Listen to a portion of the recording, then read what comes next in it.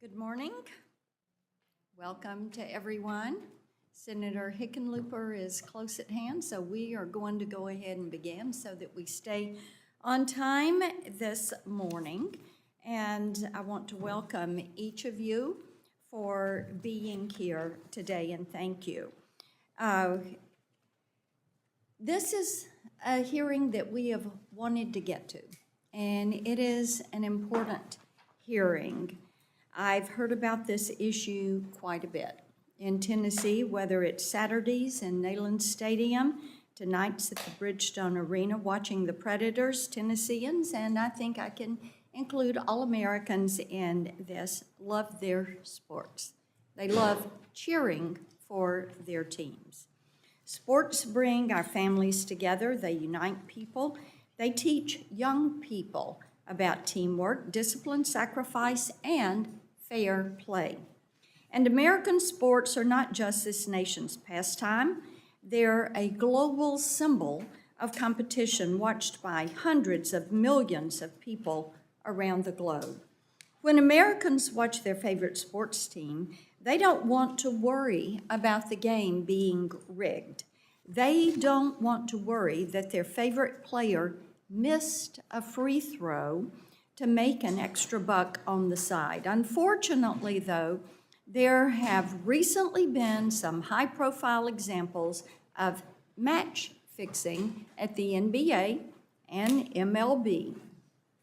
What this does is to challenge Americans' trust in the integrity of sports.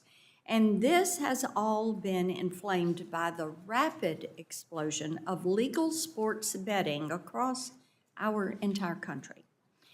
What was once limited to a handful of locations is now available in almost every single corner of the country. It is carried with you night and day. It is right there on your mobile device.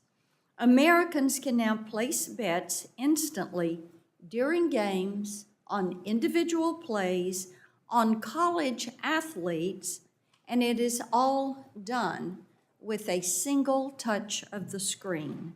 And the introduction of sports event contracts on prediction markets has exposed more people to sports betting. While prediction markets represent financial innovation across many sectors, there are real concerns that they function much like traditional sports betting without the enforcement of state regulators and attorneys general. While sports betting is often a source of entertainment for responsible adults, it does have its risk. Like I mentioned, we have seen scandals involving professional athletes, referees, and suspicious betting activity. College athletes are reporting harassment and threats from angry bettors. And Americans, including young people, are being inundated with advertisements on social media.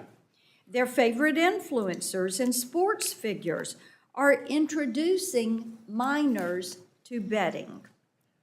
Our young men are in crisis, with over 1/3 of boys between the ages of 11 and 17 admitting to gambling last year.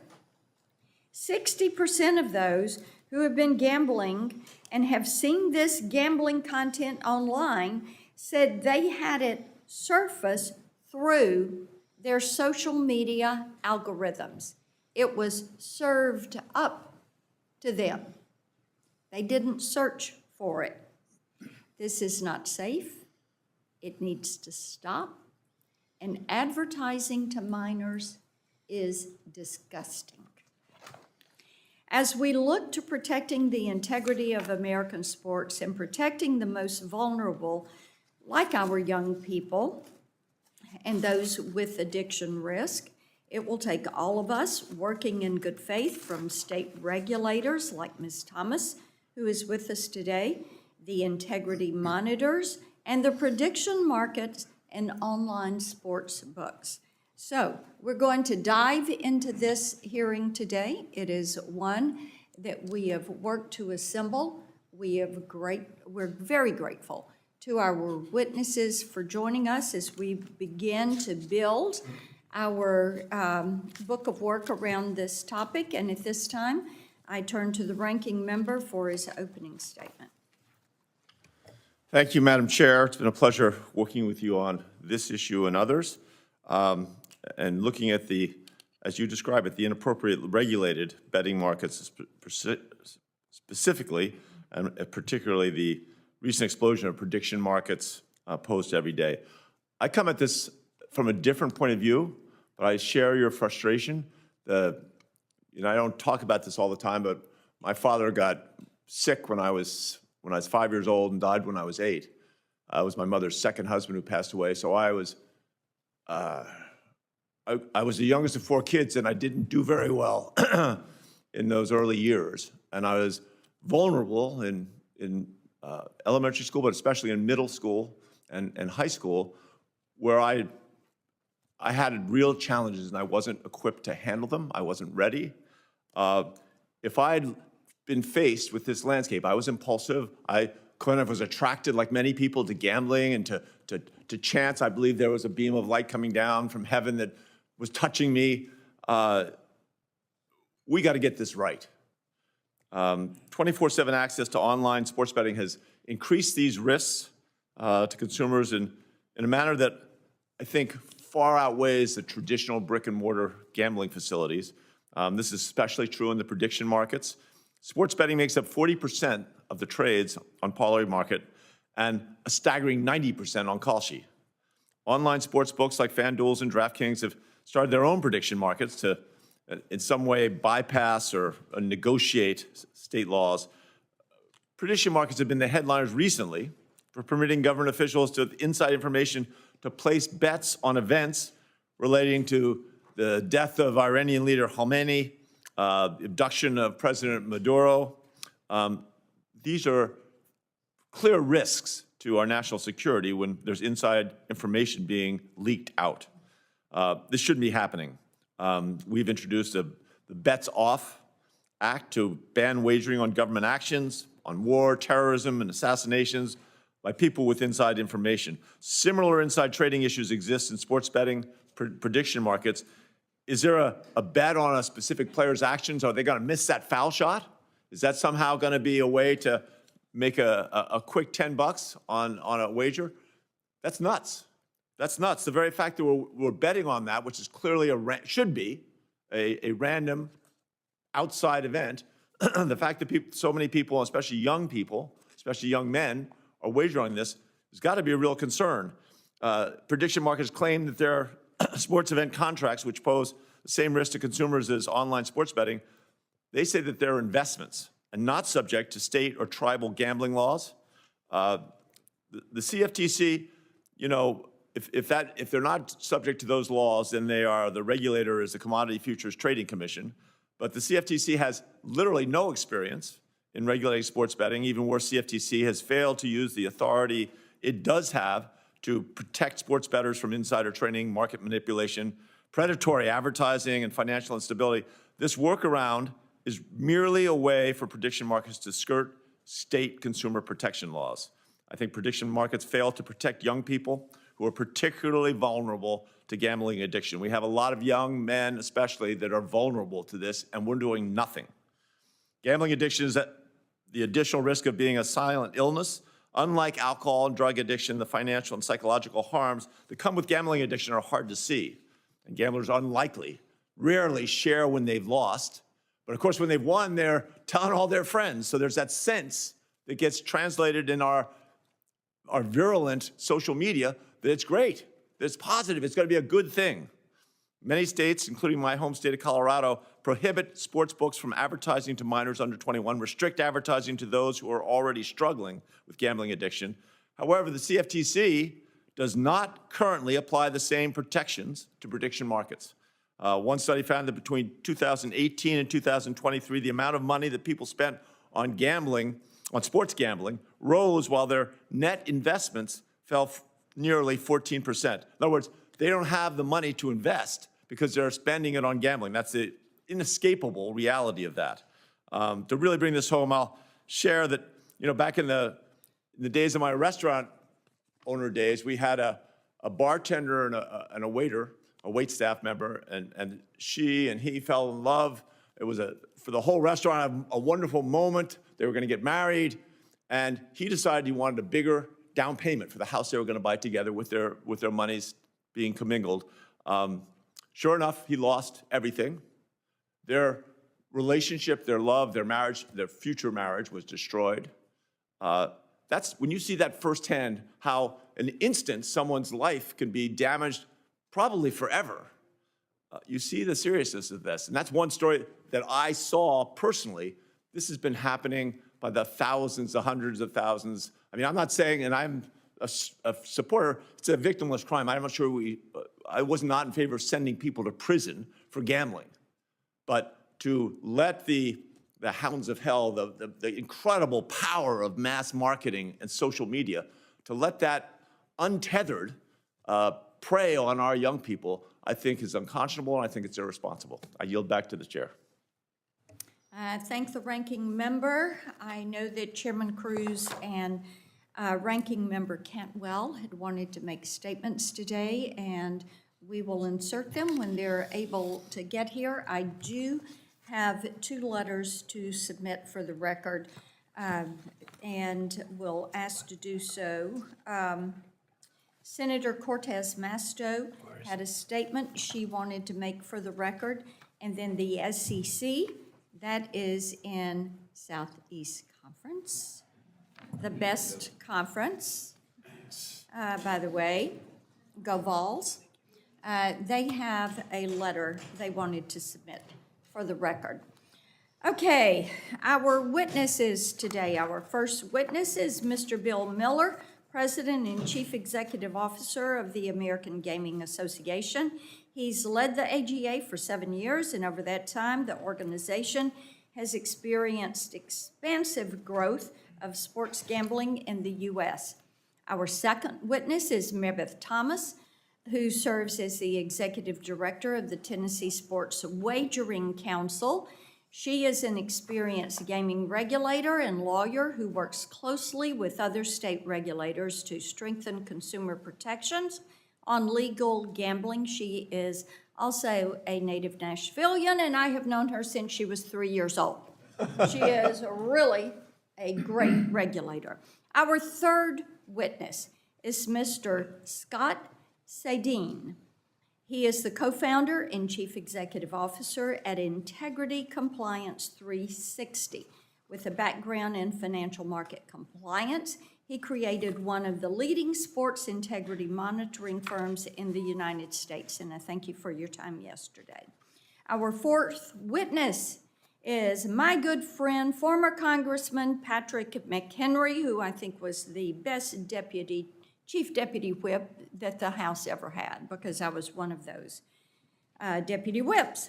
He is currently serving as the senior advisor for the Coalition for Prediction Markets.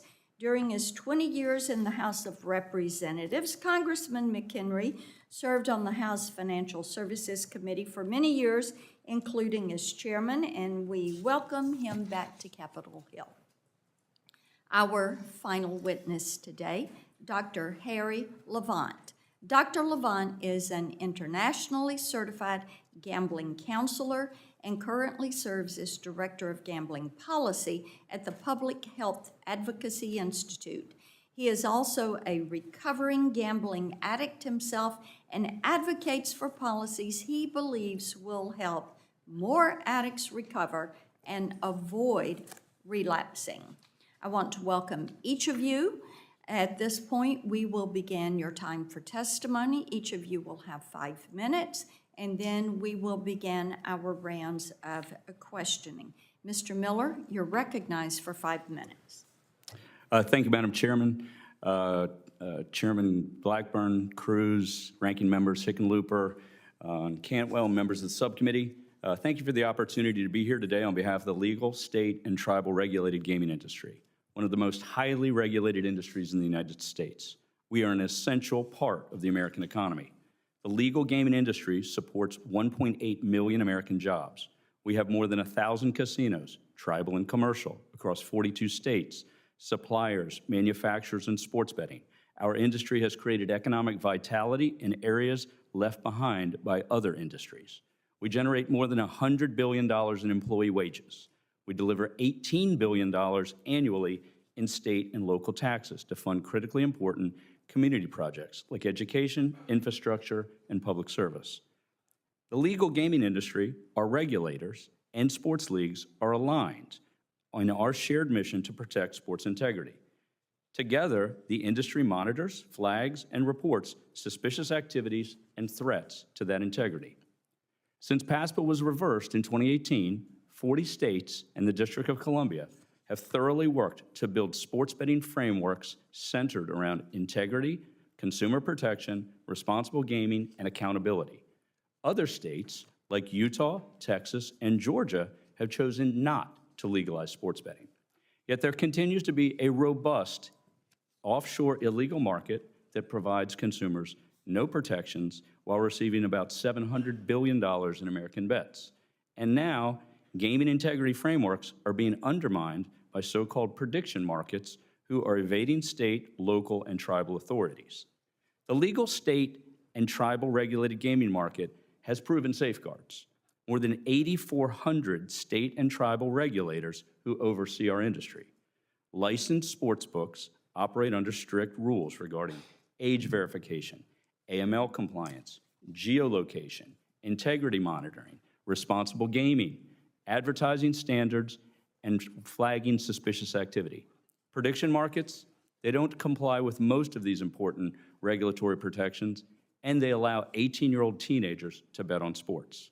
And although a vast majority of their business is in the sports space, prediction markets have also drawn attention for offering death markets and other odious bets that threaten our national security.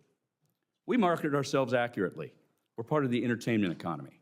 These so-called prediction markets are deceptively calling sports betting financial contracts and investing.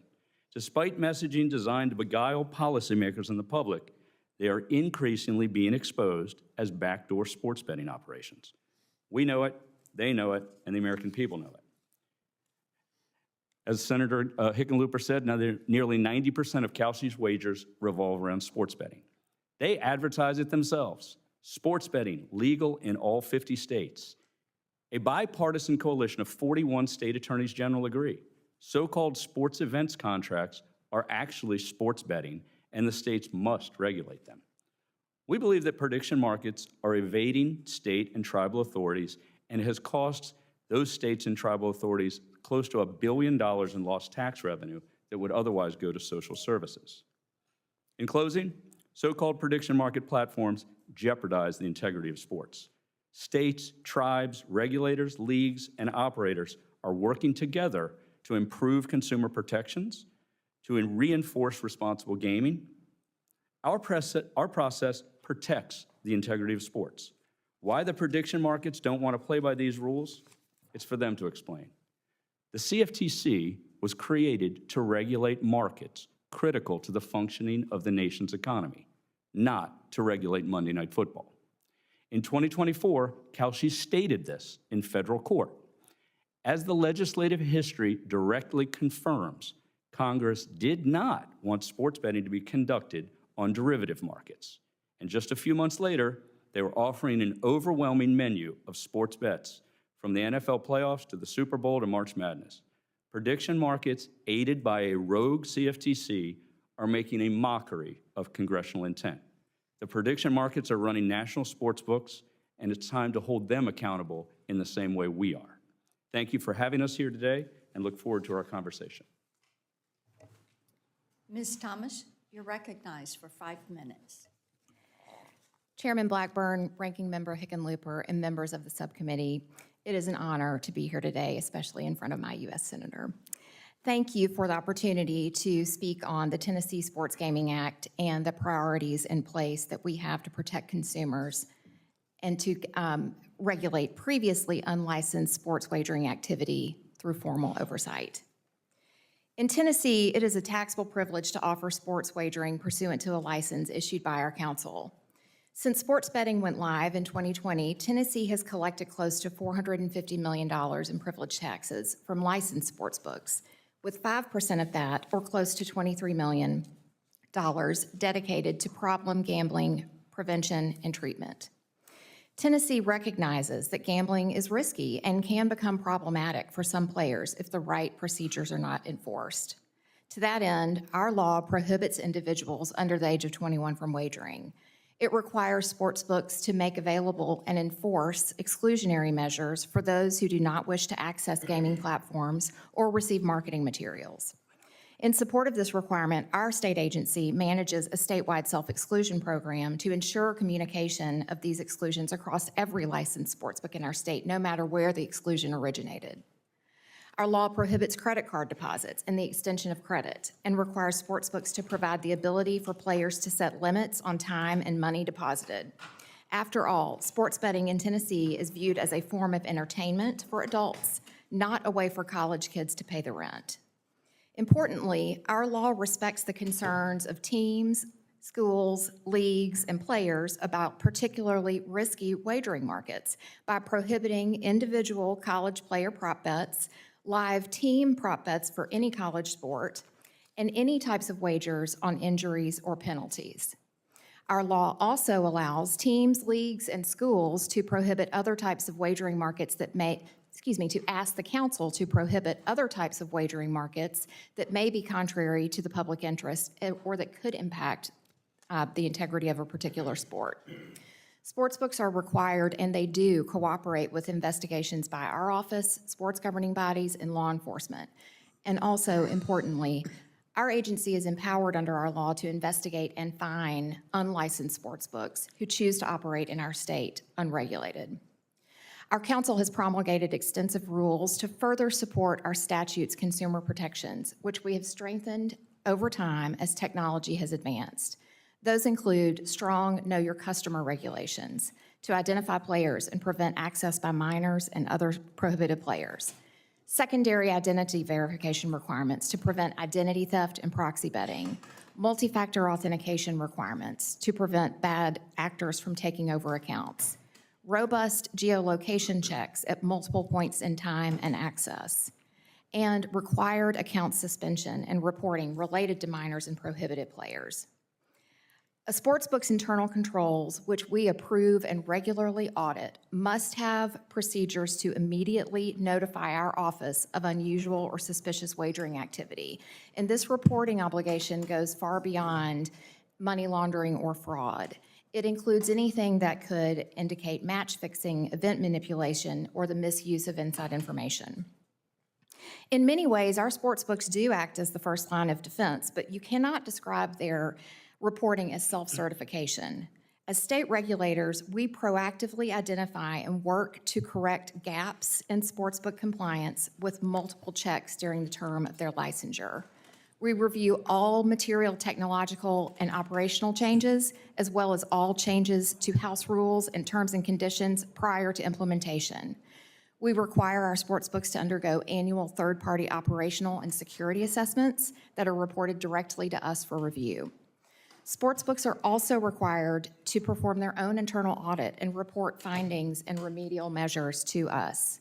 We audit compliance with financial requirements and player-facing technical components, as well as wagering catalogs to see whether impermissible markets are being offered. We review incident reports related to operational issues, which helps us not only ensure compliance, but helps keep us up to date on issues that we might hear from a player, because we also serve as the resource for the resolution of all player complaints in Tennessee.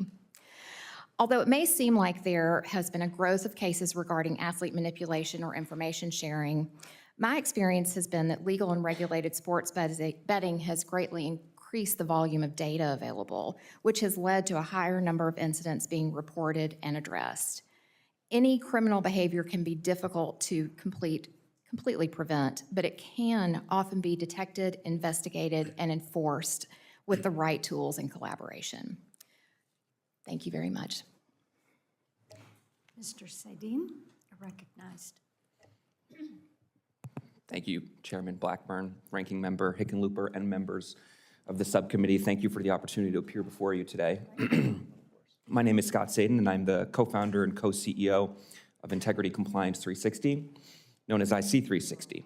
We are a regulatory technology and compliance services firm specializing in comprehensive integrity solutions for stakeholders across sports, sports betting, and prediction markets. We work closely with both collegiate and professional sports leagues, licensed sports betting operators, prediction market exchanges, state regulators, and law enforcement across the United States and abroad. In these few minutes, I want to highlight two core principles I believe about today's existing integrity monitoring ecosystem. First, the integrity infrastructure that protects American sport is not theoretical.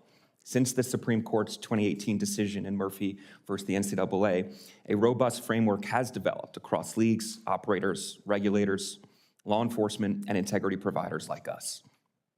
That framework has identified, investigated, and resolved a meaningful number of integrity matters, from suspicious wagering patterns to the misuse of insider information to active match-fixing inquiries. The infrastructure exists and it has worked, but just like any vertical within a complex industry, the integrity ecosystem has room to improve and mature as the space around it develops and evolves. Second, the sports betting and prediction market ecosystems involve, as mentioned, a wide range of stakeholders. And I believe that no single participant can address its integrity challenges alone. The integrity of competition depends on the connective tissue between those participants, the quality of information sharing, the depth of collaboration, and the consistency of transparency. IC360's mission is direct: to assist the successful maturation of the regulated sports betting and event contracts ecosystems through products and services that help protect the integrity of sport. We work closely with many of the stakeholders I have just mentioned, and that breadth of our partner network is, in our view, a precondition for credible integrity work. We regularly see the specific and often unique integrity challenges that each group is facing. That cross-participant visibility allows us to identify patterns, risks, and emerging vulnerabilities. And one of our central responsibilities is to bring those insights back to relevant partners who may have been impacted by a circumstance, assist in investigating the issue, and then collaborate to mitigate any remaining areas of risk. In short, we endeavor every day to embody the very connective tissue necessary for cross-stakeholder integrity success. I'd like to highlight 3 lines of work that help us play that role. The first is integrity monitoring. Our system and team of dedicated resources conduct 24-hour-a-day surveillance of regulated markets for potentially suspicious activity.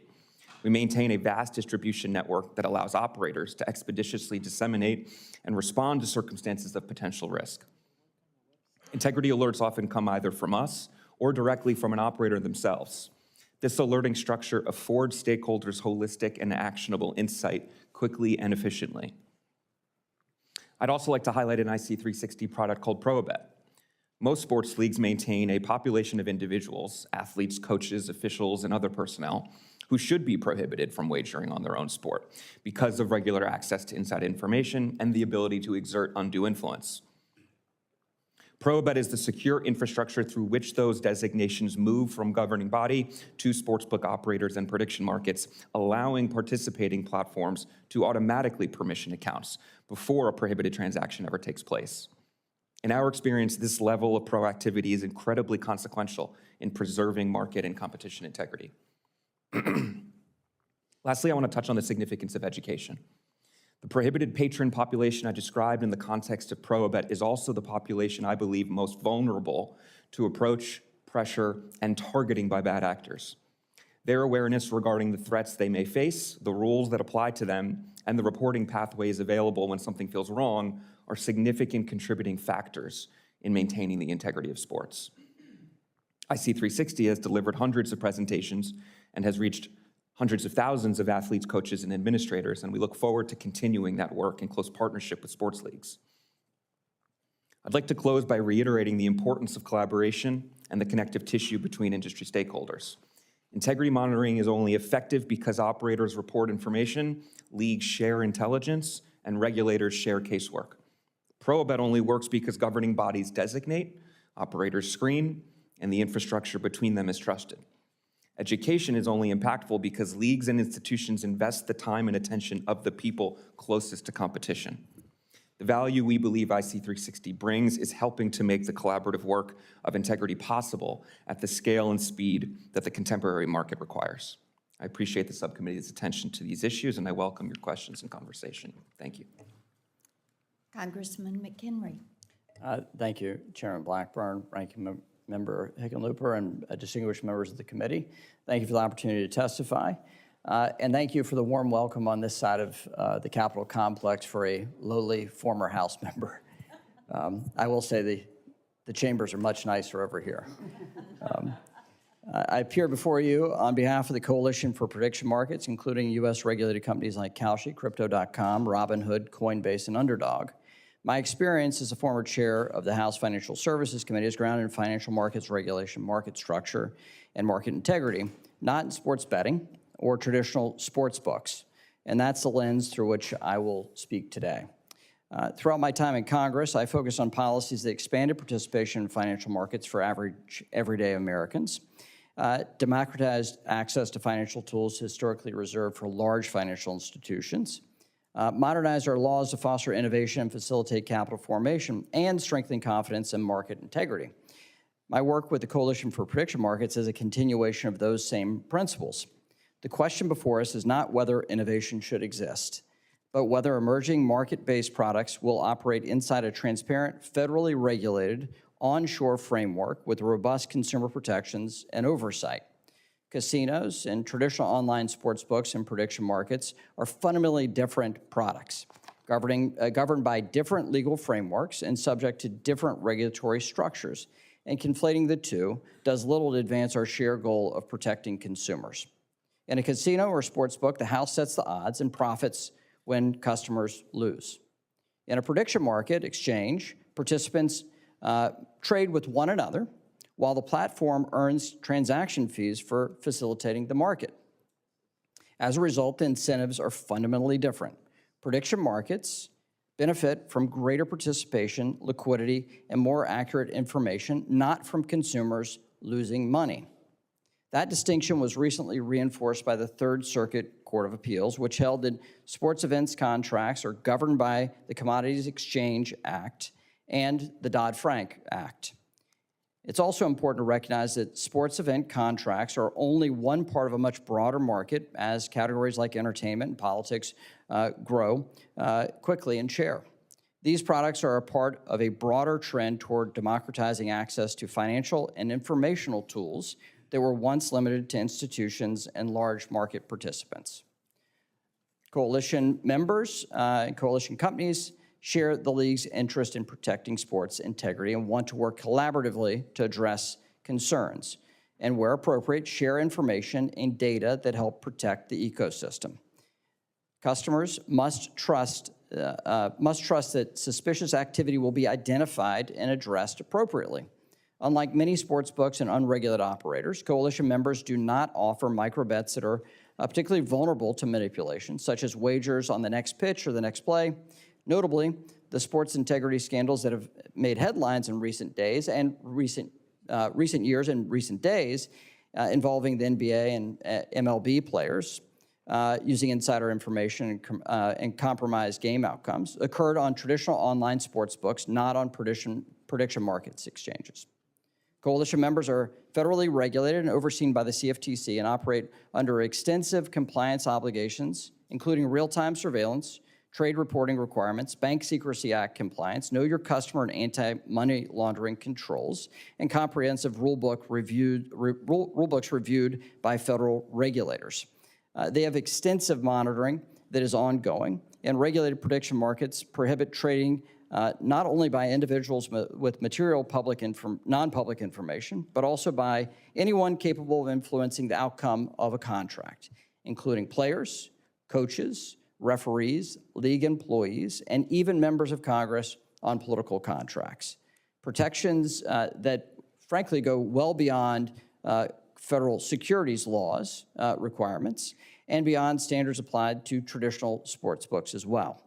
Importantly, customers on our platforms are also subject to uniform federal protections that apply nationwide, exceeding the consumer protections of casinos and sportsbooks, which are governed by a patchwork of state laws. While not the focus of this hearing, coalition members also share concerns about contracts tied to war, assassination, and acts of violence, and those are proliferating in unregulated platforms. and we share the interest of that those are not in the public interest. These kinds of contracts are already prohibited under U.S. law. And welcome your questions today on the ways that we can enhance market integrity, protect the integrity of sports, and consumer protection writ large. I yield back. Dr. Levon? Good morning. Chairman Blackburn, Ranking Member Hickenlooper, members of the subcommittee. Thank you for the privilege of testifying today and the privilege of joining this panel of distinguished witnesses. Before I begin, take just a moment, Chairman Blackburn, and extend my thanks to you. Specifically, it was December of 2024 when I testified before the Senate Judiciary Committee.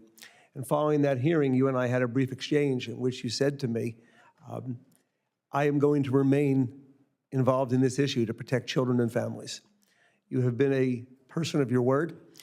The people of Tennessee benefit from that, and frankly, the people and families of America benefit from you remaining involved in this important issue. I thank you for that. During that same conversation, I was joined by Senator Durbin, Senator Blumenthal, and I believe it was Senator Tillis, all expressing similar feelings. This is not a Republican issue or a Democrat issue.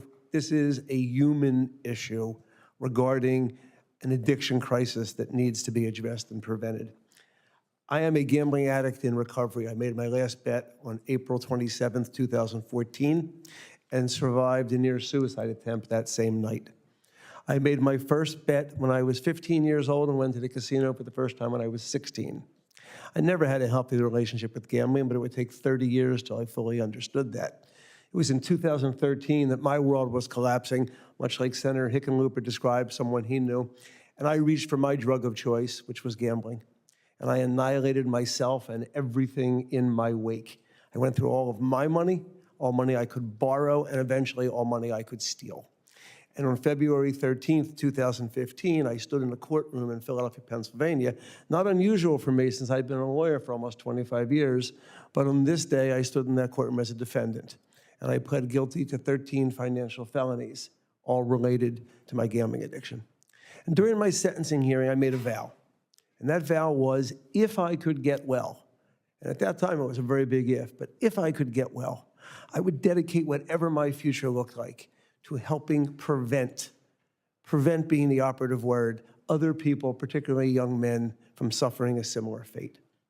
That led me, after 4 or 5 years of treatment, to LaSalle University in Philadelphia, where I earned a master's in professional clinical counseling, and upon graduating, began treating people suffering with gambling addiction. But I realized I wasn't doing anything on the prevention side. So I went back to school again, earned a doctorate in public policy, where my research is all about how to address prevention. And in the couple of minutes I have left, I want to address 3 issues and then look forward to a more robust conversation. Issue number 1, are prediction markets gambling? Most certainly, yes, when it comes to sports contracts. And there's 2 simple reasons why. First, it meets the very basic definition of gambling, which is defined as betting or staking something of value with consciousness of risk and hope of gain on the outcome of a game, contest, or an uncertain event whose result may be determined by chance or accident. That's gambling. That's what prediction markets do. Next, to the end user, American public, there's absolutely no discernible difference. They are gambling. Most importantly, the prediction market companies themselves have acknowledged it is gambling. And I'll quote that later on. I want to move forward, though, to integrity and offer to this committee a broader definition of integrity. Integrity isn't just, can the American people trust the result of the Cubs-Cardinals game? Each of us now have to make that decision for ourselves because sports have sold their integrity to the gambling industry.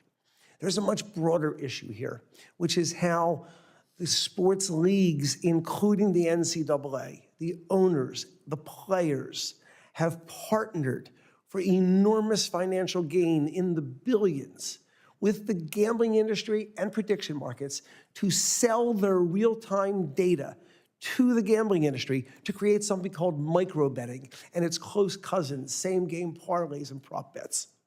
This is what is crushing people and families, particularly young men.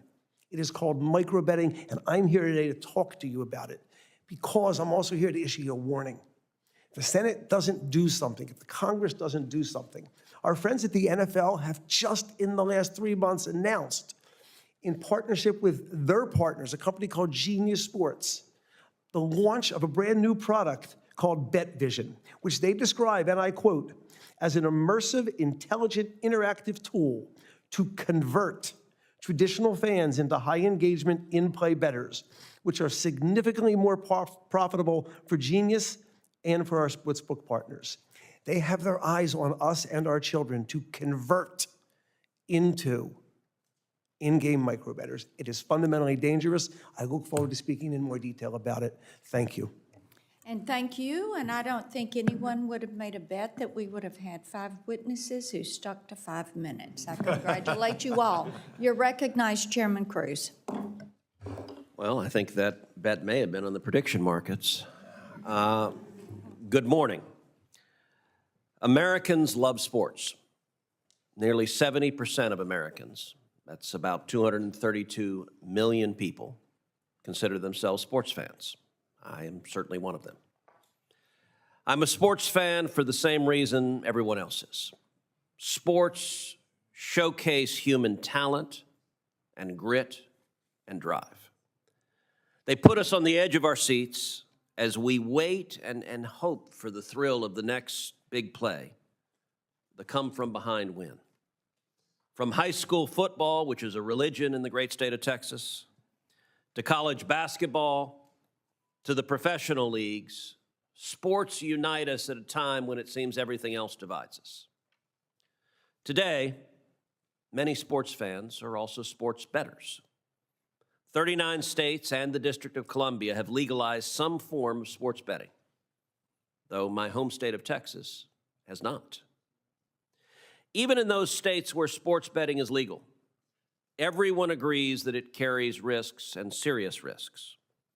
It should be regulated, and it should be done, if at all, in moderation.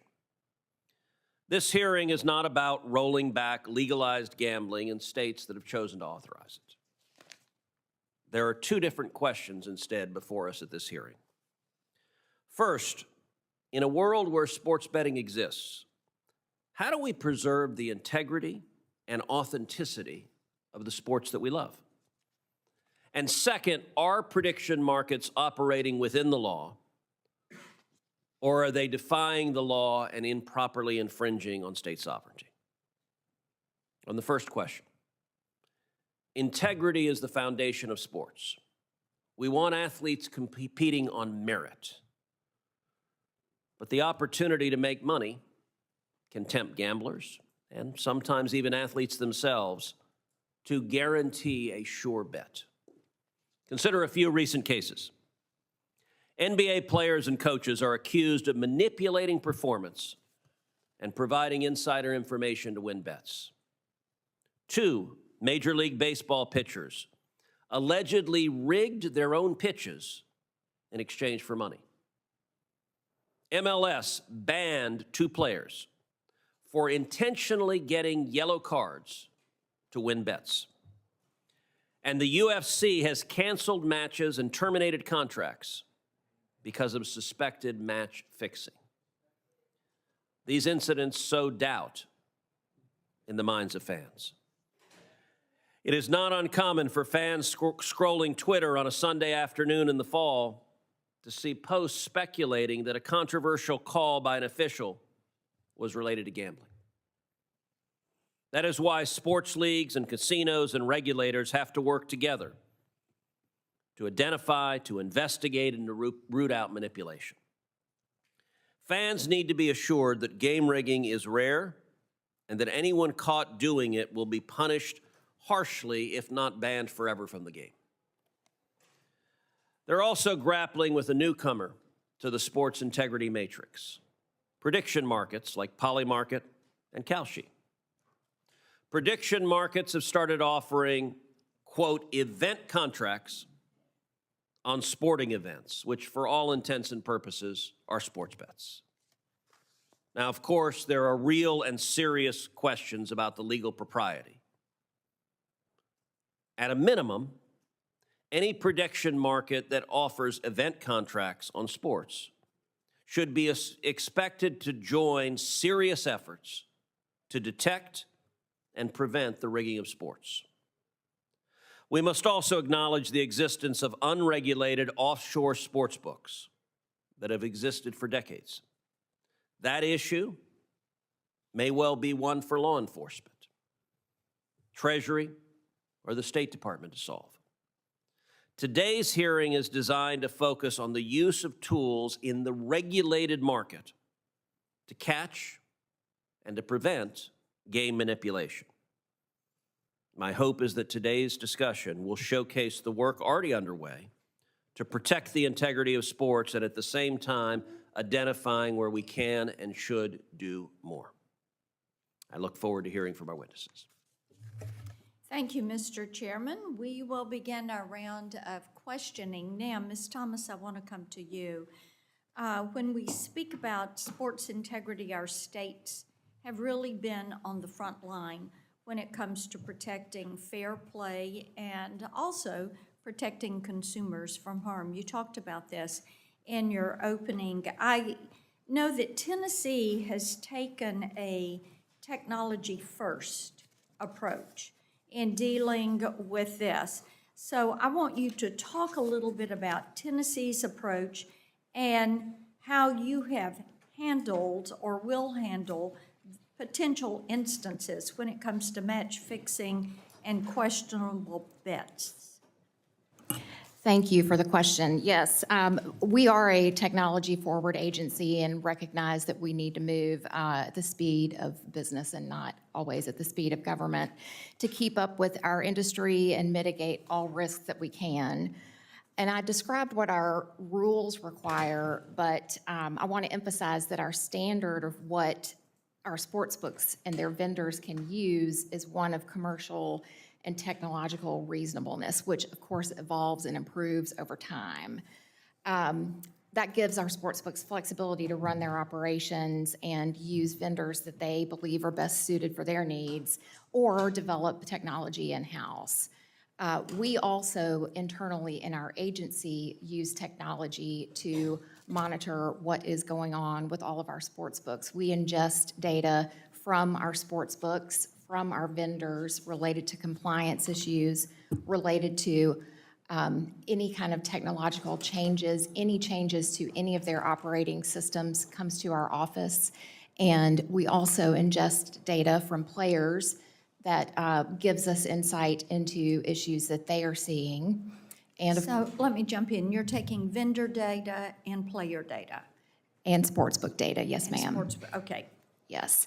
And then we're able to use that data to look at patterns of what might be happening with compliance areas. Now, with integrity issues, that may be a way that we identify integrity issues, but we also have back office access to all of our sportsbooks platforms, so we can see real-time account level data. We can also see their integrity providers like IC360 and IBIA. We can see their platforms, and so we can see what's being reported by those sportsbooks in real time and how others are responding. We also have a platform access to geolocation data, so we can see wagering geolocation pings when deposits are made, when wagering activity takes place, when odd movements happen, or differences in geographical locations and wagers that are taking place. And that allows us to have a lot of data at our fingertips to analyze when there is suspected activity of match fixing or otherwise that we can then package and send to sports governing bodies, send to law enforcement, and investigate. And we have done that. I want to make sure I get my numbers straight, but as of May 14th, we had investigated 25 potential integrity cases where suspicious wagering activity occurred in Tennessee that could have indicated the use of inside information. A few of these cases are currently pending, but 17 of these matters were closed and were referred to sports governing bodies and law enforcement, including 13 of those to the FBI. And where an integrity matter is not criminally referred, it is because we identified that it was just somebody had Great. a good day. Thank you. Mr. Miller, do your members advertise to youth? We do not. Do you advertise on social media platforms? We do have members that advertise on social media platforms, yes. And you consider that is not advertising to youth? I think that the algorithms that are built around the idea of They don't build their algorithms and they don't open them. Mr. McHenry, do your members advertise to youth? No. Do And you advertise on social media platforms? yes, and we welcome the additional tools. And as a parent, I laud your goals of protecting our kids online. We want enhanced tools so we why can are make you sure on that. those platforms? Pardon me? Why are they on those platforms? Because they're very popular. They're very popular. With kids? And With we've got a adults. The problem with average age 11-year-olds. The average Okay, age of the let me ask participant or you participant this. prediction I markets is want to talk a 33. little bit about the prediction market approach to regulation and consumer protection. And let's go to a LinkedIn post that Kalshi CEO Mansour wrote about the company taking a regulatory first approach, his term, to accelerate growth. And I agree that innovators need light touch rules, and prediction markets are a great place for innovation. We realize that. I think that it is important that we take action to make certain these marketplaces are going to be safe. So talk for a moment about how your association is approaching consumer protections and what you are going to do to be certain that you're not on these platforms where children are the primary user of these platforms. Yes, and thank you. And thank you for your leadership on protecting our kids online. As a parent, I share your goals. I very much share your goals. Our coalition members adhere to best practices on advertising. There's a complete ban of anyone under 18 from touching these products. We understand there's a conversation about the age requirements for prediction markets. We welcome that conversation. But to be clear, these financial products, just like securities, are available to 18 and older. 97% of our users of the volume on prediction markets are over 21. The average age is 33.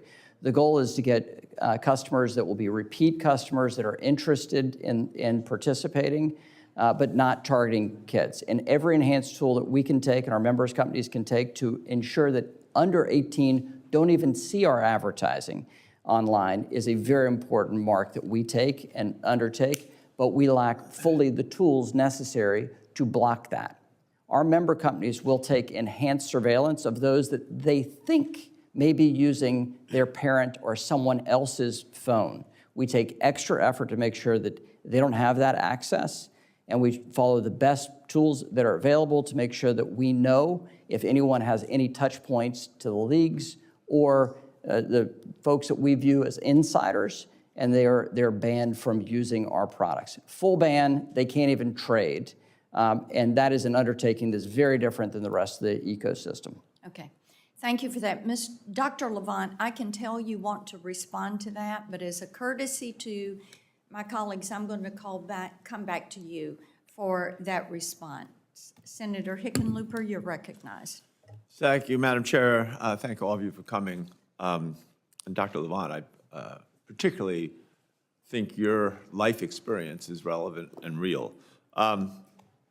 Mr. McHenry, and thank you for your service. You bring a reputation from the House, but I think you need to be very careful of how you're using that. I think prediction markets, largely advertise themselves as financially life-changing tools for average people that can allow users to earn money through their prediction accuracy. Now, one example I can give you, Kalshi partnered with a young woman on TikTok who said, so this is a partnership, who said that she struggled to pay her rent. But by placing bets on Kalshi, she was able to win enough to cover her rent for 2 years. Now, I know you're welcoming conversations, but do you think that's responsible to hold that up as a model for people that are having trouble making their rent, that they should go on to prediction markets because they're going to be better at predicting what is clearly a random occurrence? These contracts are not fully random. And these contracts They're not fully random, but if there's no inside information, they are largely random. The predictive capacity and the specifics of the case you raise, I'm unaware of. This is a Well, I'm telling two-sided- you, now you're aware of it, and this isn't a case of What I don't- some random person. This is a business partnership with the people that are paying your consulting fee. So thank you for, I will attempt to answer your question, which is, these are two-sided markets established by peer-to-peer. I get that. I'm talking about what the incentive that advertising plays in these types of markets. Let's move on. I think I look at the age issue as every bit as important as encouraging people that are struggling to make ends meet. I think it's specifically dangerous for minors to get into sports betting, and especially on prediction markets. That's why almost all the states say it's 21, not 18, but 21. Prediction markets let users as young as 18 bet on sports, but they also market their products to younger, more vulnerable audiences who are, in many cases, adept at getting around the platform precautions. There have been reports that Kalshi has been using young social media influencers as young as 15 years old to promote its platform to young consumers. Is that true? Not to my awareness. And you wouldn't sanction that? Young 15-year-old influencers saying why these prediction markets are useful and a valuable investment of the risk of their money. I wouldn't condone anyone using TikTok, but that's a separate matter. Yeah, let's put it this way. Does Kalshi have any age restrictions at all on the influencers that it works with, basically hires, in order to influence the market that or the audience that it markets to? They're one of the member companies for the prediction markets. I can direct you to them answering that specific question. No, I'm talking about Kalshi. I don't want to go through the rigmarole. I mean, you're saying we're open to the conversation. Why isn't these prediction markets, why isn't Kalshi out in front and picking out these issues and saying, all right, we're going to deal with this, and here's how we're going to, 1, 2, 3. We just shouldn't have to go through hearings and slow it down. Every day that they can stall, they're going to make more money. I get that. But that means all the more, if you want to be the responsible supporter, you need to help them get out in front of this. Well, they are, and our members are. These are onshore regulated by the CFTC, and they comply with federal law and the regulations, and they've complied with all the court cases. But the CFTC, we know, is inexperienced, doesn't have any real regulations around sports betting. Been doing and this look at for minors. these They're contracts easily for 100 manipulable. I think the self-certification process is a good example.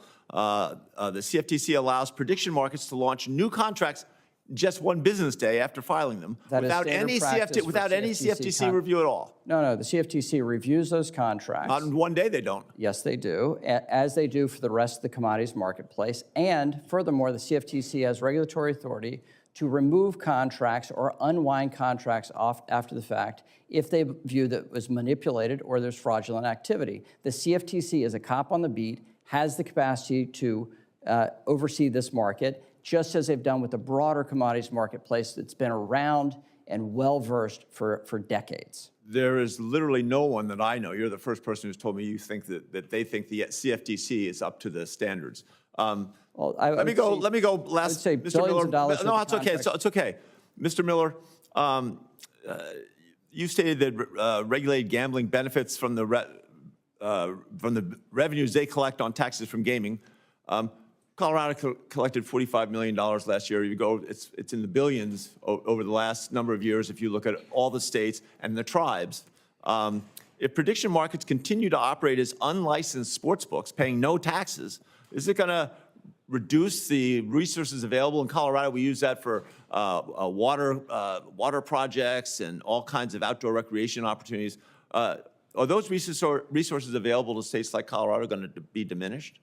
Well, thank you for the question. Of course, what we've seen is basically a tsunami that has been created by the prediction markets in a completely unregulated manner. There's not one single person on this dais or anybody that was around during 2010 when we did Dodd-Frank that believed that we were enabling and creating the Federal Department of Gambling.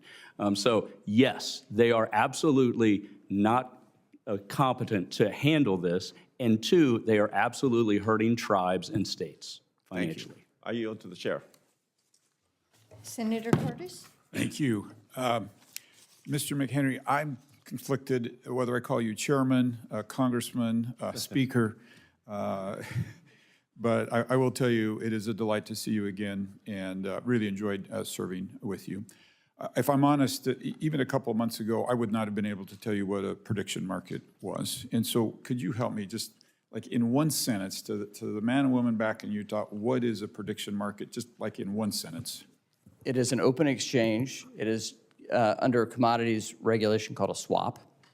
You have folks that have a contract. Some say yes, some say no, and they determine it. The marketplace, the consumers, and the participants determine what is the ratio on the contract, the likelihood of something happening.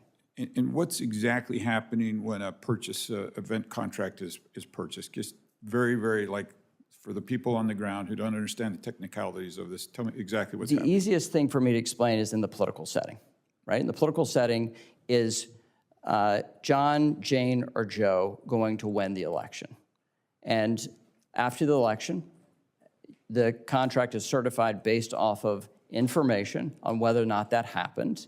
And then people are paid out based off the ratio of that final contract. Okay, if I were hearing that back in Utah, I would say, I think something might happen. I'm going to put money down on it, and I have the chance of either making more money or losing money on that. Is that accurate? Yes, and it's an uncertain outcome, just like whether or not you're going to have a crop that comes in this fall or not, based off of weather and unpredictable events along the way.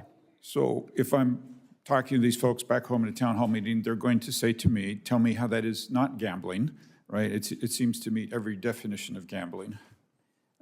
Well, this has, I understand how that is viewed. When grain futures came to fruition over 100 years ago, it was viewed much the same. That this is an uncertain outcome on whether or not your crop will come in the fall, and you can hedge against it in the marketplace about an uncertain event that is driven largely by acts of God, Mother Nature, and yields, crop yields. So can I interrupt you only because of time? I know what you're saying is important, but as you know, we have very limited time.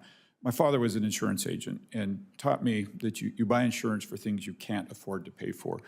And it feels like we've moved from the farmer who's buying crop insurance because he can't afford it if he'll be wiped out, right? Versus betting for an income or perhaps loss on that. And I guess my fundamental question is, like, how is that any different than a sports wager or roulette betting? well, it's based off the business model. The business models are fundamentally different from a sports book. The sports book, the house sets the line, and when the consumer loses, they profit. And for an exchange like this, the exchange is based off of two individuals that benefit, and they pay a fee, just a flat fee for that engagement. The business models are very different. The question is, what do we do about these societal truths just simply and how we because regulate of time. them? I don't want to cut you off, but you know the drill here. We're just so limited time. Dr. Levant, you have not had much chance to weigh in. I'd love you to weigh in on the speaker's thoughts. Excuse me, it's difficult to know where to start, but let me take the most recent comment. Poker and pari-mutuel horse racing have the exact same business model. No one would dispute they are gambling. Sports futures contracts are gambling. The business model is just to take the money off the top. The house has to win every time, and the public loses. That's sports contracts.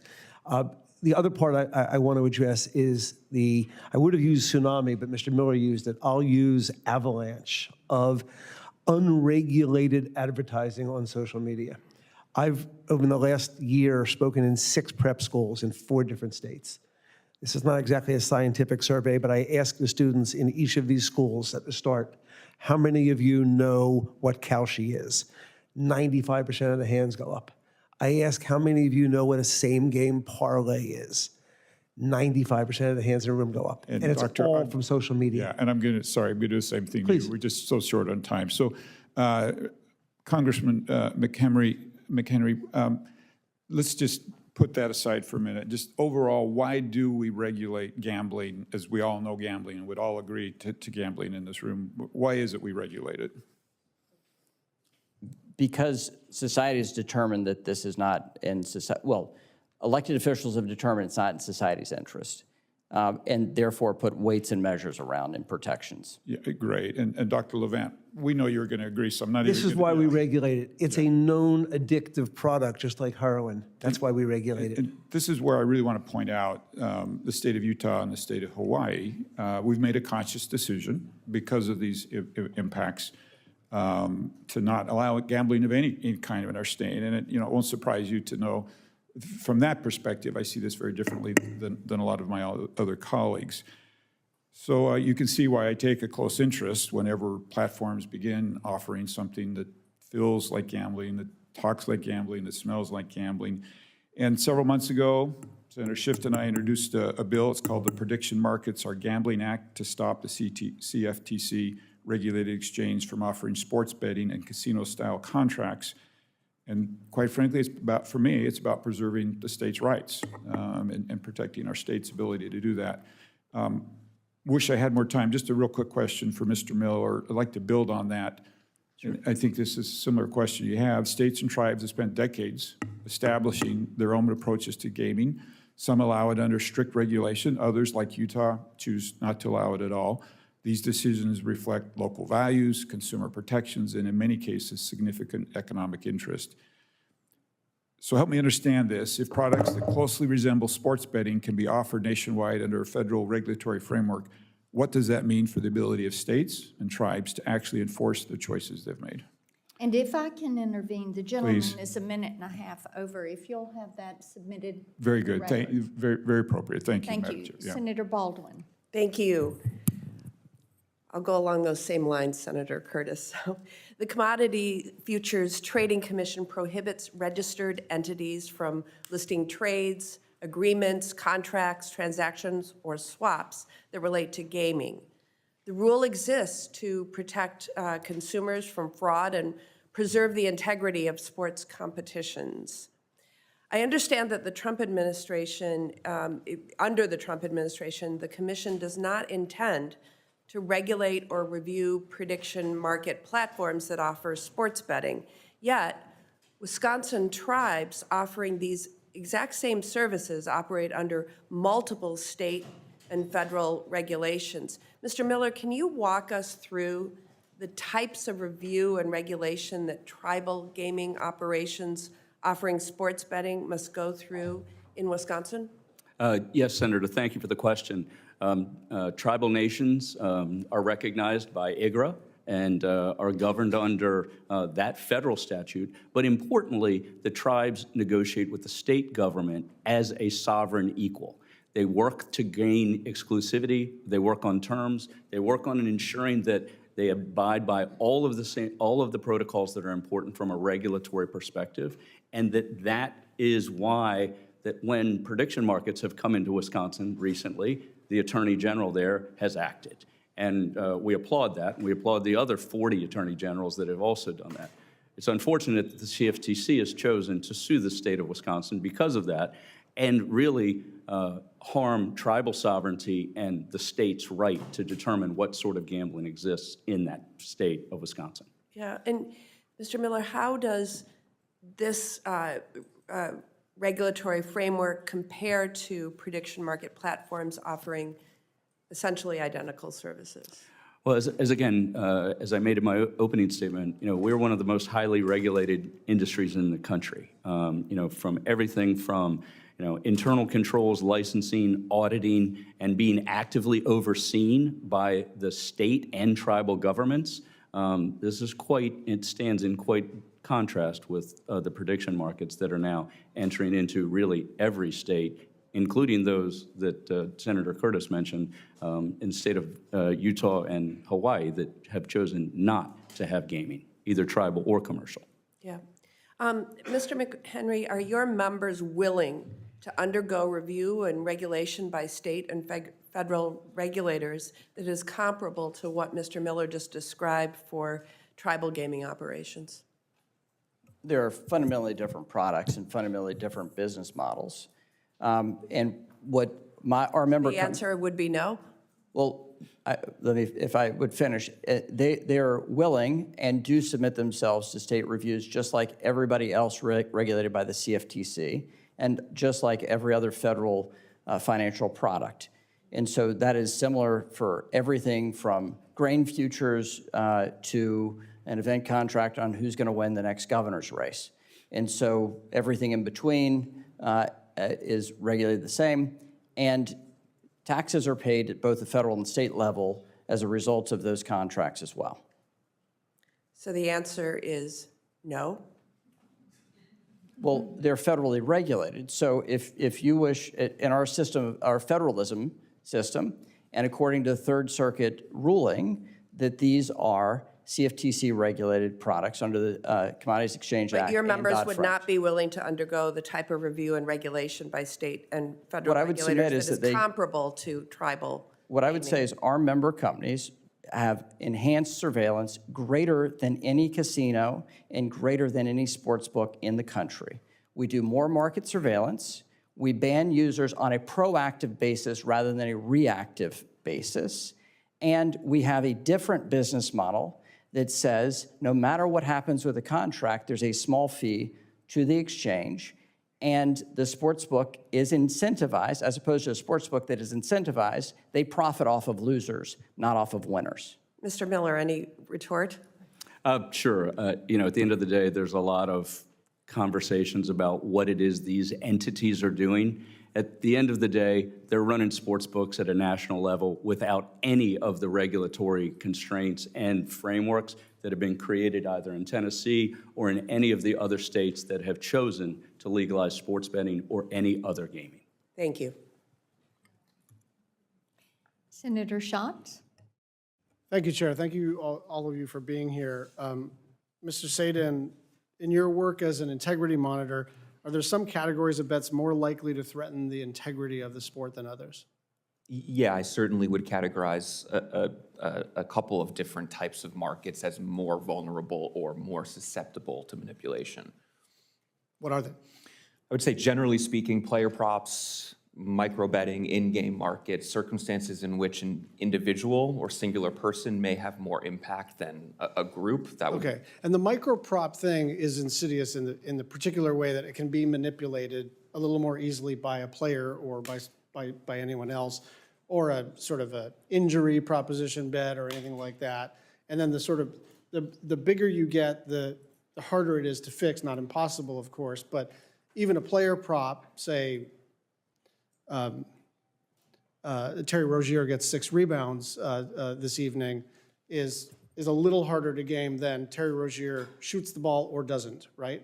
And so the more micro you get, the more insidious it is from an integrity standpoint, but also to Dr. Levant's point, it also sort of taps into the addictive, manic, algorithmically driven problem that we're dealing with. Is that fair to say?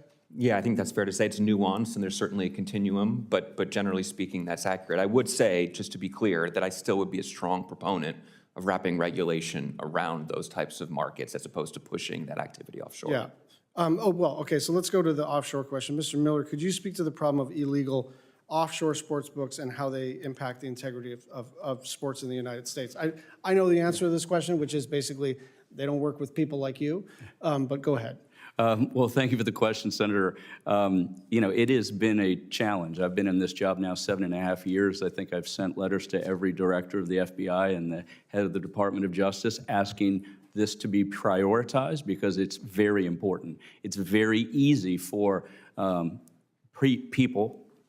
people of age and people underage to access the offshore illegal marketplace. And so there is obviously a important role for law enforcement at the federal level, State Department, others that have the ability to actually put the pressure on some of these countries that house and facilitate illegal sports betting operations. And for us here, you know, it's $700 billion of money that goes out of the pocket of Americans into offshore online illegal betting operations without any of the consumer protections of the legal market. Yeah, we think we legislatively have a pathway here. And it doesn't solve every problem, and it certainly doesn't solve every problem as it relates to the challenges that individuals and society is facing with gambling. But if you empower the FTC to go after the payment processors, and then they would have a perfect right to go and say, hey, you may not work with these offshore shops if they're not complying with the federal law having to do with micro prop bets. So, Dr. Levant, thank you for your personal story. I was sort of staring at my phone as one does. I apologize. And as soon as you started to talk, I really applaud your life's journey and your life's mission now. Thank you, Senator. I want to keep talking about micro prop bets. A study out of Australia found that sports bettors who bet on micro events, that of that cohort, 78% met the criteria for gambling that may cause significant harm to their lives. Tell me about why micro prop bets are different. Senator, they are a fundamentally different, inherently dangerous, and frankly defectively designed gambling product. The human brain is not built to absorb an addictive product every 10 seconds or less. The bigger problem is the business model. In order for micro betting to work, it involves the leagues selling their data for billions of dollars. It involves technology and AI companies, sports books, and now prediction markets. They all want a piece of the pie. The only way to keep that pie going is to get the American public to gamble more often, more quickly, on more highly profitable, i.e. addictive products. That's the quote I just read to you from Genius Sports. That's the business model. And this is where Congress has to come in. This is not what the American public wanted when the Murphy case was decided. We loved our sports. Sports have become the equivalent of a nonstop slot machine because of these data deals. And the only way to protect the public is at the federal level with minimum federal safety standards. Thank you, Dr. Levant. And we'll be talking to Republicans and Democrats on this committee and their staff about our legislative proposals. And again, it's not going to solve every problem, but I think this particular problem is especially acute and needs to be dealt with immediately. Senator Cruz. Thank you, Madam Chair. Prop bets are at the center of recent game rigging allegations. For instance, bettors wagered that Terry Rozier would underperform during an NBA game when Rozier took himself out of the game early, allegedly to help the bettors cash in. Other gamblers wagered that 2 Cleveland Indian pitchers would throw balls instead of strikes after the pitchers allegedly tipped off gamblers. Similar incidents have occurred in other professional leagues. Mr. Miller, 2 questions. First, are there certain prop bets that sportsbooks should not offer because of the integrity risks they pose? Senator, thank you for the question. I would answer that question by saying that, one, the regulated markets in each of the individual states have made determinations with regard to prop bets. I think you have seen a movement to limit and or eliminate prop bets in the states, and believe that in those states, they are the best determined to make those determinations around which props should or should not be allowed. So second question. Yep. Do you agree that if a league comes to a sports book and says a bet creates an integrity risk, the sports book should not offer the bet? I do agree with that. Congressman McHenry, in a recent advisory, the CFTC suggested prediction markets should consider the input of a sports league before offering event contracts on its events. If a sports league tells a prediction market not to offer certain event contracts, such as those that resemble prop bets, should the prediction market honor that request? Yes, and they have. Over the past 5 years, several athletes have been caught manipulating their performance or giving insider information to sports gamblers. Independent integrity monitors often play a leading role in detecting this activity. When suspicious betting patterns emerge, monitors quickly circulate information among state regulators, sports books, and leagues. Mr. Sadin, you founded and lead one of these integrity monitors. Can you provide an example of how the current system has identified and caught game manipulation? Thank you for the question, Senator, and I'm happy to. I could share a couple of different examples, anonymized for obvious reasons. What I would say is that in the first circumstance, our analytical work identified what we call inverse line movement across correlated markets. Essentially what that means is first half, full game point spreads, those are correlated markets. You would expect them to move in tandem with one another. We identified a circumstance in which they were moving materially in opposite directions. We surfaced that circumstance by an alert to our broad sportsbook operator network, and very promptly received feedback from about 10 to 12 different regulated sportsbook operators that said, we're also seeing pretty significant movement and potentially suspicious activity across those markets.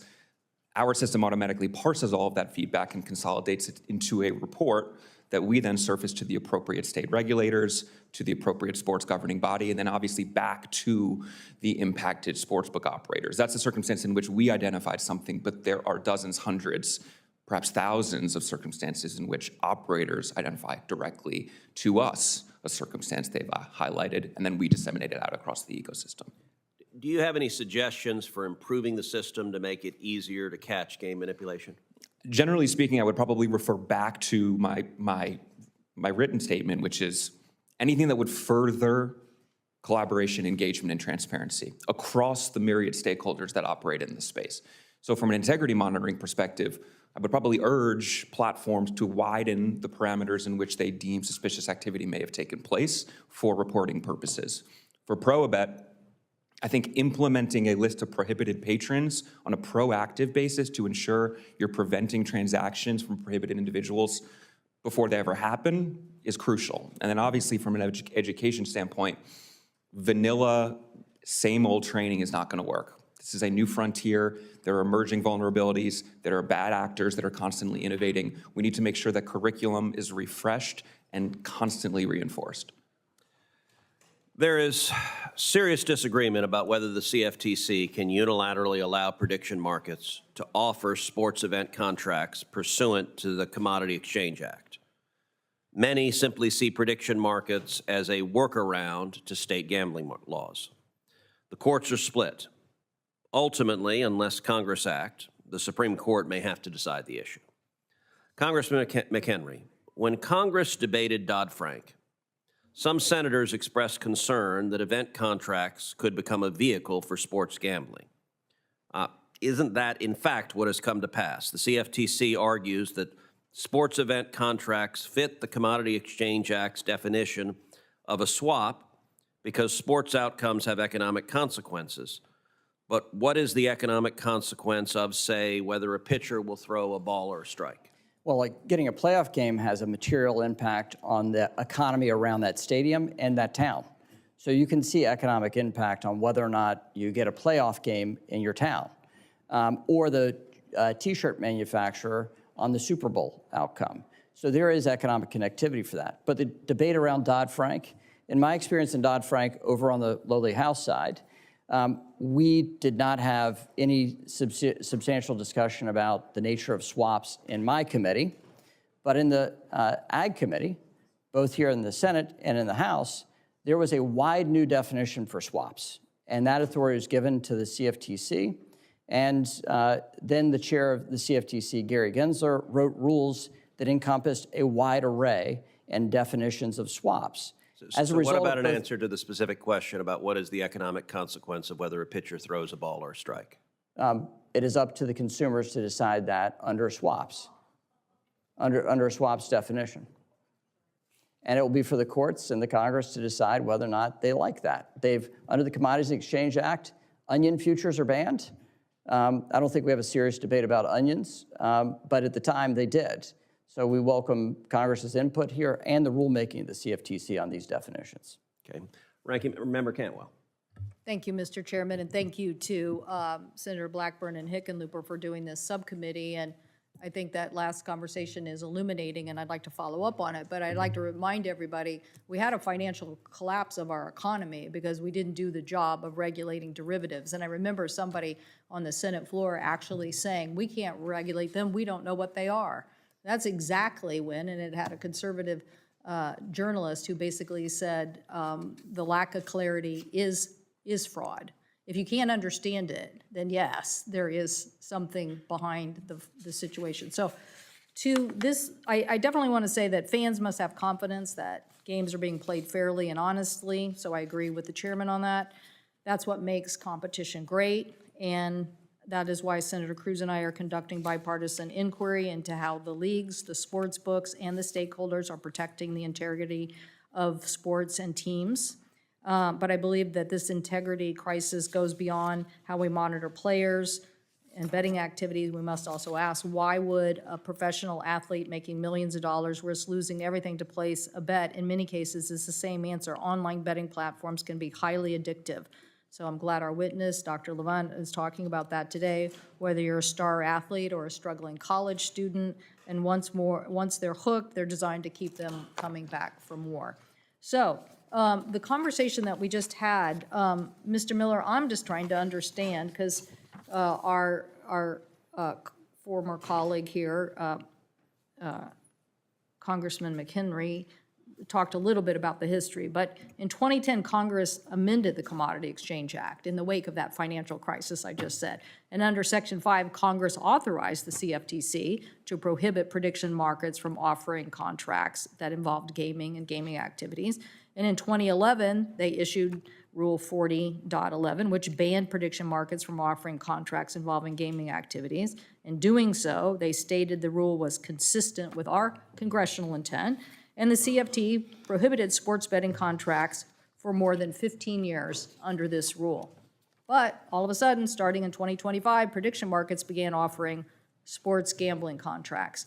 So my state wants to know why the Indian gaming associations, who basically have lived by the rules in their state and lived by the rules of a regulated entity, are now all of a sudden competing with somebody that is not a regulated entity that's basically offering the same product. So in 2025, the Indian gaming industry generated more than 680,000 jobs for rural Americans, and it has served as an economic livelihood. If the prediction markets are allowed to keep operating unchecked, does this pose an existential threat to both tribal sovereignty and to Indian country? And what can Congress do to better protect Indian gaming? Well, thank you, Ranking Member. Clearly, we share the same view.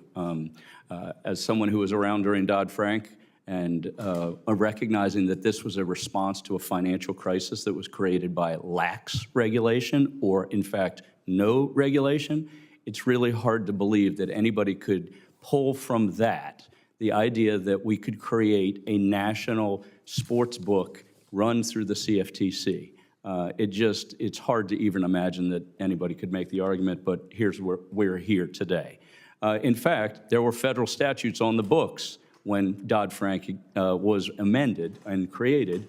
IGRA, which established the framework for Indian gaming, PASPA, which actually was struck down in 2018, and the Wire Act. All federal statutes that should have been at least looked at and modified if the CEA was going to be amended to create the Federal Department of Gambling.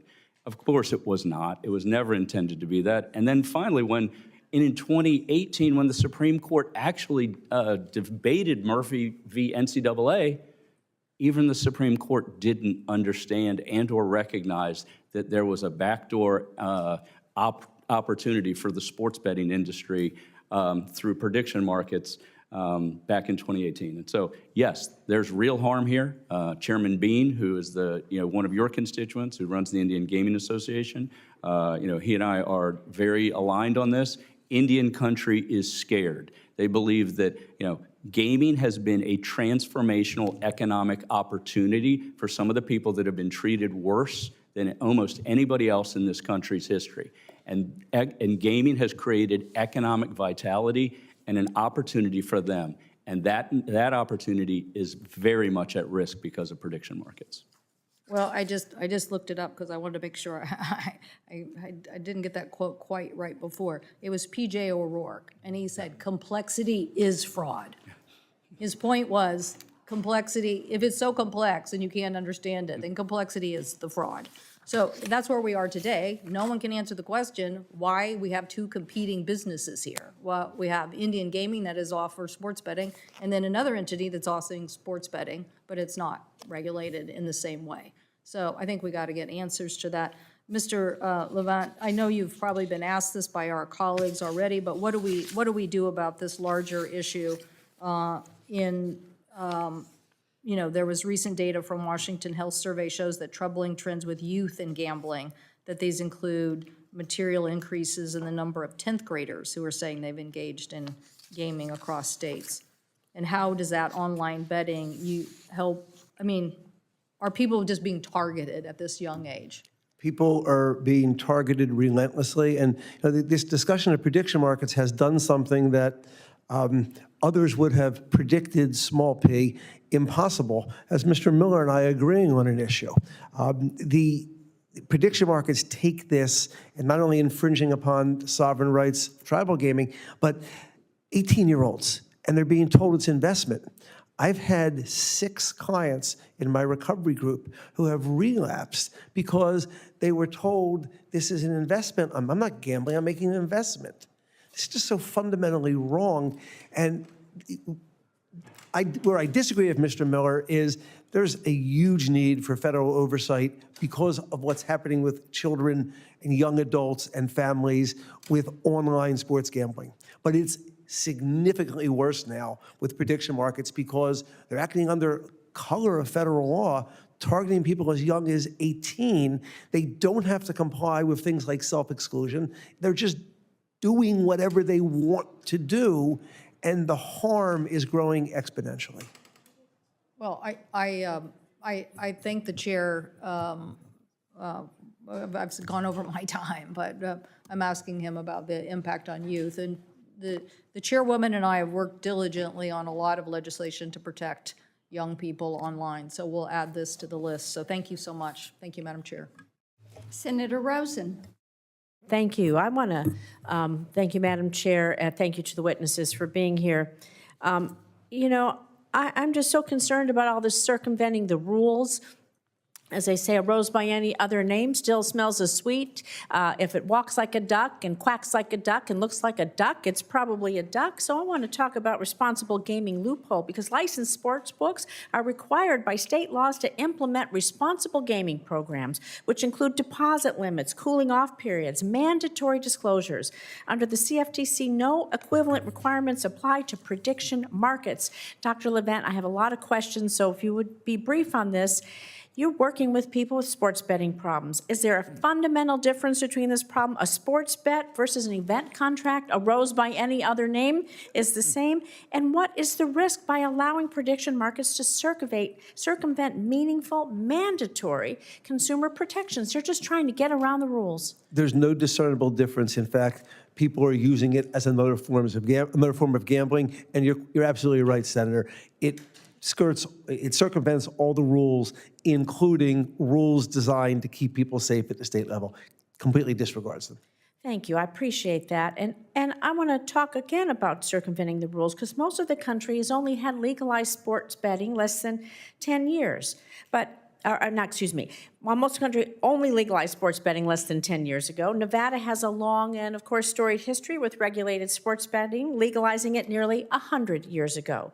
Nevada was a pioneer, and now some of the strongest and most comprehensive state rules to promote safe and legal sports betting occur in my state of Nevada.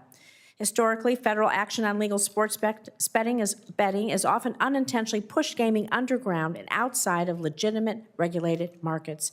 Therefore, any federal action must recognize the strong pre-existing state and tribal gaming regulatory regimes that ensure all sports betting, no matter what you call it, what it's branded as, and it's covered under current state and tribal law. So, Ms. Thomas, the next few questions are for you. And I'm going to ask you to answer, and then I have 3 questions, so we'll try to be as brief, I guess, as we can.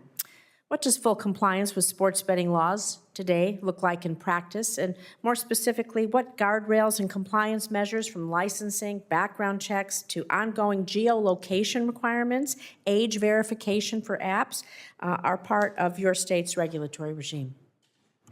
Yes, thank you. So first of all, you have to be over 21 to wager, 21 or over. You have to have, sportsbooks must make available and enforce exclusionary measures for those who choose to gamble. And our office oversees a statewide exclusion list to make sure that information is communicated. Credit card deposits are prohibited. Extension of credit is prohibited. It is, we review all markets before they're offered, and leagues and teams can request that those are not allowed if they're risky. Really comprehensive. Yes. Really comprehensive. So just a simple yes or no. Do you believe prediction markets prediction markets are not currently required to comply with any of the safeguards you described? Would that be correct for the most part? That is correct. Okay, I'm going to ask a similar question going forward. So what is required of legal sports betting companies to comply with anti-money laundering rules, responsible gaming safeguards, cybersecurity, and integrity monitoring?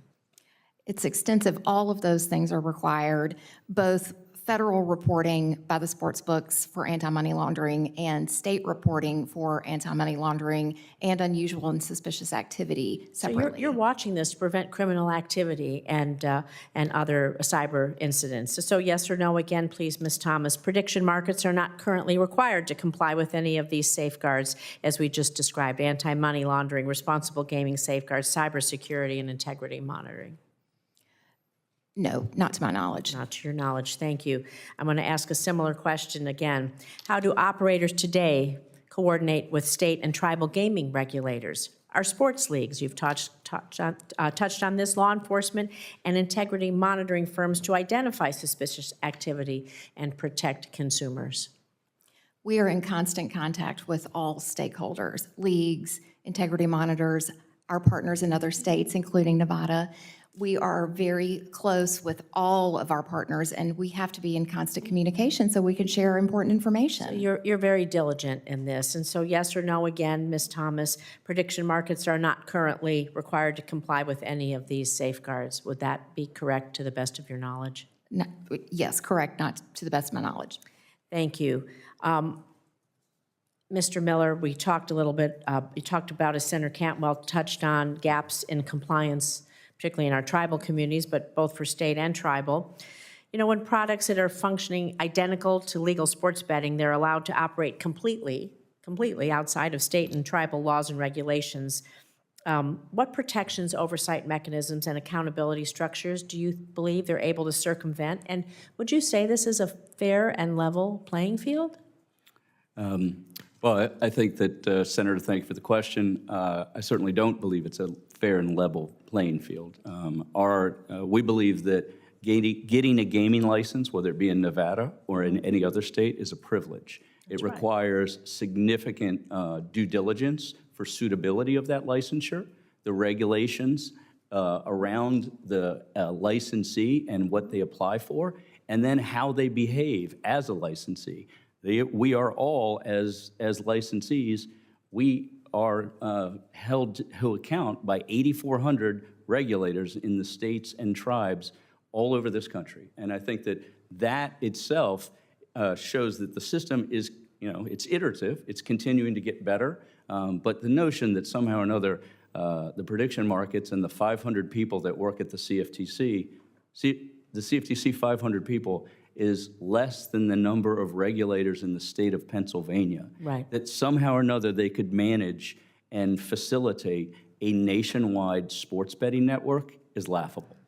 So you would agree that this is, you just ask for a fair and level playing field. That's correct. Thank you. I'm going to ask you a little bit, Mr. Miller, about ongoing litigation. Oh, my time is up. Are you waiting for Senator Lujan? Do you want me to keep going? I knew he was coming, so thank you. As soon as Senator Lujan gets here, we'll defer to him, but. And if the gentlelady will pause for a Yes. moment. Senator Hickenlooper and I each have some additional Okay. questions, but I think Senator Blunt Rochester is planning to return and, no, okay, but Senator Lujan is planning to return, and Klobuchar. No, okay, all right, we'll continue, go Oh, ahead. thank you, Madam Chair. I appreciate it. I knew he was on the way, so I didn't realize I was this far over, but appreciate your consideration. So, Mr. Miller, you know, Nevada is among many states that have been pulled into costly litigation with prediction markets to defend its right to regulate gaming within its borders. We want to regulate gaming within the state of Nevada. And so what does the nationwide litigation landscape look like today? And how long might it take for these questions to be resolved if it's left to the courts? And in your view, what are the risks if Congress doesn't step in to reaffirm that states are the primary regulators when it comes to gaming, and that Congress never intended the CFTC to regulate gambling nationwide? Well, thank you for the question. I clearly agree with you. It was never Congress's intent to create a federal Department of Gambling through the CFTC. The fact that we have federalism in this country, that states have the rights of self-determination, and tribal nations similarly. This is how we've created a system that works in America. 8,400 regulators working every day to make sure that there's integrity in the matches, that the consumers are protected, and that the state and/or tribe benefits from this. And so, as it relates to litigation, I think that we're in 9 of the 12 circuits. And 41 state attorneys general have written the CFTC saying, stop it, knock it off. Right. It's not your purview. And these are attorneys general that span the spectrum from the farthest left to the furthest right, all agreeing that the states have the right to do this.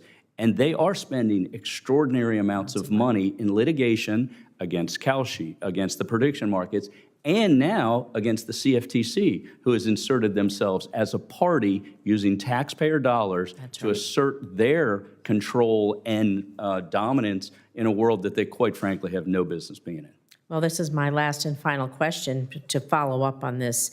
The CFTC's current approach, prediction market platforms self-certify their own contracts for trading. It's like the hen of the wolf guarding the hen house, right? And so that means they decide for themselves whether a new product complies with the law. They don't have to get any other audit, and the CFTC has 90 days to review. Can you name any other federal or state regulator that allows the entities it regulates to approve their own products in this way?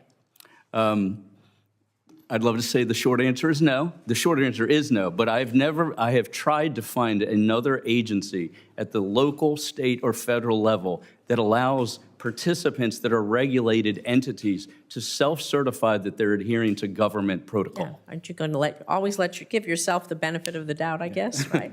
Thank you, appreciate it. Thank you. Senator Lujan, you are recognized. Madam Chair. Got all my Make this questions in. hearing, so thank you. Mr. Miller, last week, 4 New Mexico tribes sued Kalshi alleging the company's illegal offering sports betting on tribal lands in violation of the Federal Indian Gaming Regulatory Act. Now, there's other lawsuits that have also been out there. My question is, yes or no, has Congress provided exclusive gaming rights for Indian tribes? They have. And is it your belief that some of these sports betting and other predictive models are in violation of state and federal gaming laws by operating on tribal land? I do believe that's true. So is there agreement on the panel that Congress needs to do something to weigh in here? Mr. Miller? My view is Congress needs to reaffirm the rights of states and tribes. Ms. Thomas? I agree with Mr. Miller. Mr. Sullivan? Say it again, sorry. It's okay. My perspective is anyone that's offering markets on sports, no matter what, should be engaging in some type of control to make sure the integrity of the sport is preserved. Representative? I believe we have to see the CFTC rulemaking that's going on. And if Congress wants to step in and assert its authority, we welcome the conversation. But as for now, the courts and the Third Circuit in particular has given prediction markets this capacity to offer these contracts. Should these folks be able to advertise to kids? No, and the members of our coalition do not. Number one, there's a solid ban at 18. Congress can debate what is the appropriate option for securities, for commodities, for whatever it is in society. We would like to be engaged in that conversation if Congress wants to do that. But for our markets, for prediction markets, they comply with market surveillance, AML requirements, know your customer requirements. All of our members maintain an active ban list of folks that we have coordinated with leagues. We'd like to have relationships with all of them to ban folks that are insiders as designated by the people they work with or work around. And we maintain that by using technologies like I360, other surveillance techniques like geolocation. And in particular, when it comes to tribal issues, I think it's very important that anyone who's engaged with tribes respect their treaty rights that have been longstanding in this country and have been and should be affirmed by the courts and Congress. I appreciate your thorough response on that last one. I should have said Mr. Chairman, but it's always good to see you, Patrick. Dr. Levant? Congress most certainly, and I think this hearing proves it, must certainly step in with prediction markets, but the Congress needs to go further. And this is where I come back to my disagreement with Mr. Miller and the AGA. It's ironic to me that the AGA is asking Congress for help with prediction markets, but yet telling you at the same time you have no role in regulating sports betting. There needs to be minimum federal safety standards enacted governing sports betting, which will also recognize the sovereignty of states to go further if they like. But this is too big, involving too many entities. There's no way to prevent harm without Congress stepping in and creating minimum federal safety standards, sir. I agree with that, sir. Now, Madam Chair, while I know this hearing is on the subject of sports betting integrity in America, there's one thing I wanted to raise today, because it's sports betting proximate. And maybe there's some folks in this room that like to collect trading cards, baseball cards, soccer cards, Pokemon cards, cards of cards. There's even cards of members of the Senate and the House of Representatives. The reason I'm raising this is, I don't know how many of you, has anyone in this room heard about whatnot.com? Anybody? I see a few yeses. Look, this is a company that's being sued right now over illegal lottery and gambling. And what they do is you buy into this website and they draw your name, they spin whatever the hell that they do, and they let kids start doing this with credit cards. And people have gotten in debt. And I just certainly hope that when we choose to clamp down on protecting kids, that we do it in all these spaces. This is ridiculous that people are getting addicted to this kind of nonsense, that kids are getting in debt, they're getting their parents in debt, they're driving up credit cards. And I certainly hope these people get put out of business with the kind of nonsense with what they're doing to prey on some of the most vulnerable people in America. I do not want to distract from this important hearing on what we're doing here. But Madam Chair, I know this is an area of interest when we talk about kids. I just certainly hope that we can dig in, we can ask the experts, and we can look at this, and that we don't forget about people like this that are also preying on kids as well. So thank you for the indulgence, for the time, and everyone that's here today. I really appreciate your time today. Well, you raise an important point, and what we do have to realize is there are laws and there are rules in the physical space over certain activities, but in the virtual space, there are no laws or rules. And as I have many times said, product safety design exists in every single industrial sector in this country except in the virtual space. If you buy a car, there are safety standards. They don't tell you how to drive the car, but they tell you the car is safe to drive. And what we're seeing is growth in these industries where the standards have not been put in place and the industries have taken off on their own. And then regulation is being discussed on the backside. Dr. Levant, I said I would come back to you, and I do want to go to on this issue of advertising to children. I know Mr. Miller says they don't. Congressman McHenry says they don't. But we know the dirty truth of a lot of this is they are on these websites that are targeting children and are trying to build databases of children. Eyeballs, the number of eyeballs, the amount of time they capture them, the amount of time they're online, then that is going to give them richer data. That richer data is worth more money. So the issue of where children engage with these activities is a part Senator Lujan just mentioned it. Senator Cantwell just mentioned it. Senator Curtis is looking at this issue.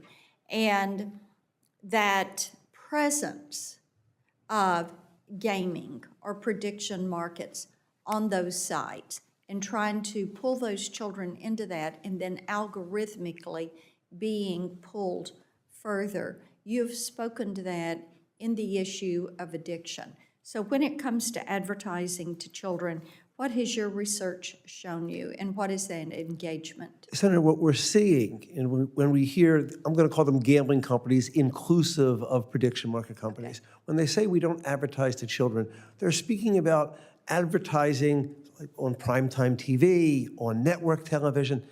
That's not where kids are getting their entertainment. Children are getting their entertainment online, on their phones, on Instagram, unfortunately on TikTok, on a variety of platforms. That advertising is completely unregulated, and it is inundated. Social media is inundated with various levels of gambling advertising. One of the most sinister is something the gambling industry calls affiliates. People they pay to talk about their platforms, to post about their platforms. The pop-up ads are relentless, and they're completely unregulated. States can't address that. Congress has to address that, because once these companies go on social media, they are going to, as night follows day and day follows night, they're going to pull in the eyes of children and young adults. And once those eyes have hit and the algorithms have been triggered, it will continue without any safeguards. So what we're talking about is delivery of advertising of a known addictive product to children long before the risk-reward system of the human brain is fully formed. That doesn't happen to you about 25 or 26. So by its very definition, what they are doing is endangering children for their benefit. It certainly doesn't benefit the kids. That is problematic. Okay. Mr. Sadine, what do you see in your research about the advertising? How are you seeing these kids engaged? Yeah, thank you for the question, Senator. I don't have a tremendous amount of visibility into the demographic types that are engaging in this type of product. For us, our central goal is, regardless of sort of who you are, where you are ensured to be protected on these platforms with respect to the integrity of sports. And so if you are a participant, if you are a prohibited participant, if you have some access to inside information, if you are somehow have the ability to exert undue influence, then you're being tracked, and then you're being proactively permissioned to ensure you're not transacting in markets.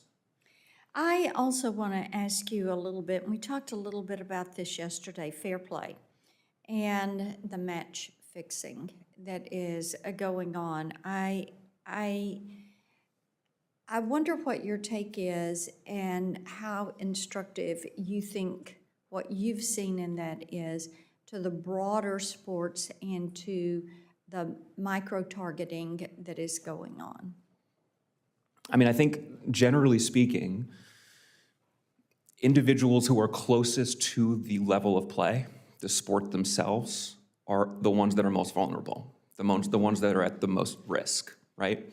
So whether that be collegiate stakeholders, student athletes, administrators, trainers, coaches, equipment managers, et cetera, they are the ones that are the most vulnerable to bad actor harm and threats and approaches. And so I think getting them educated to make sure that they know how to deal with those types of threats and vulnerabilities is essential.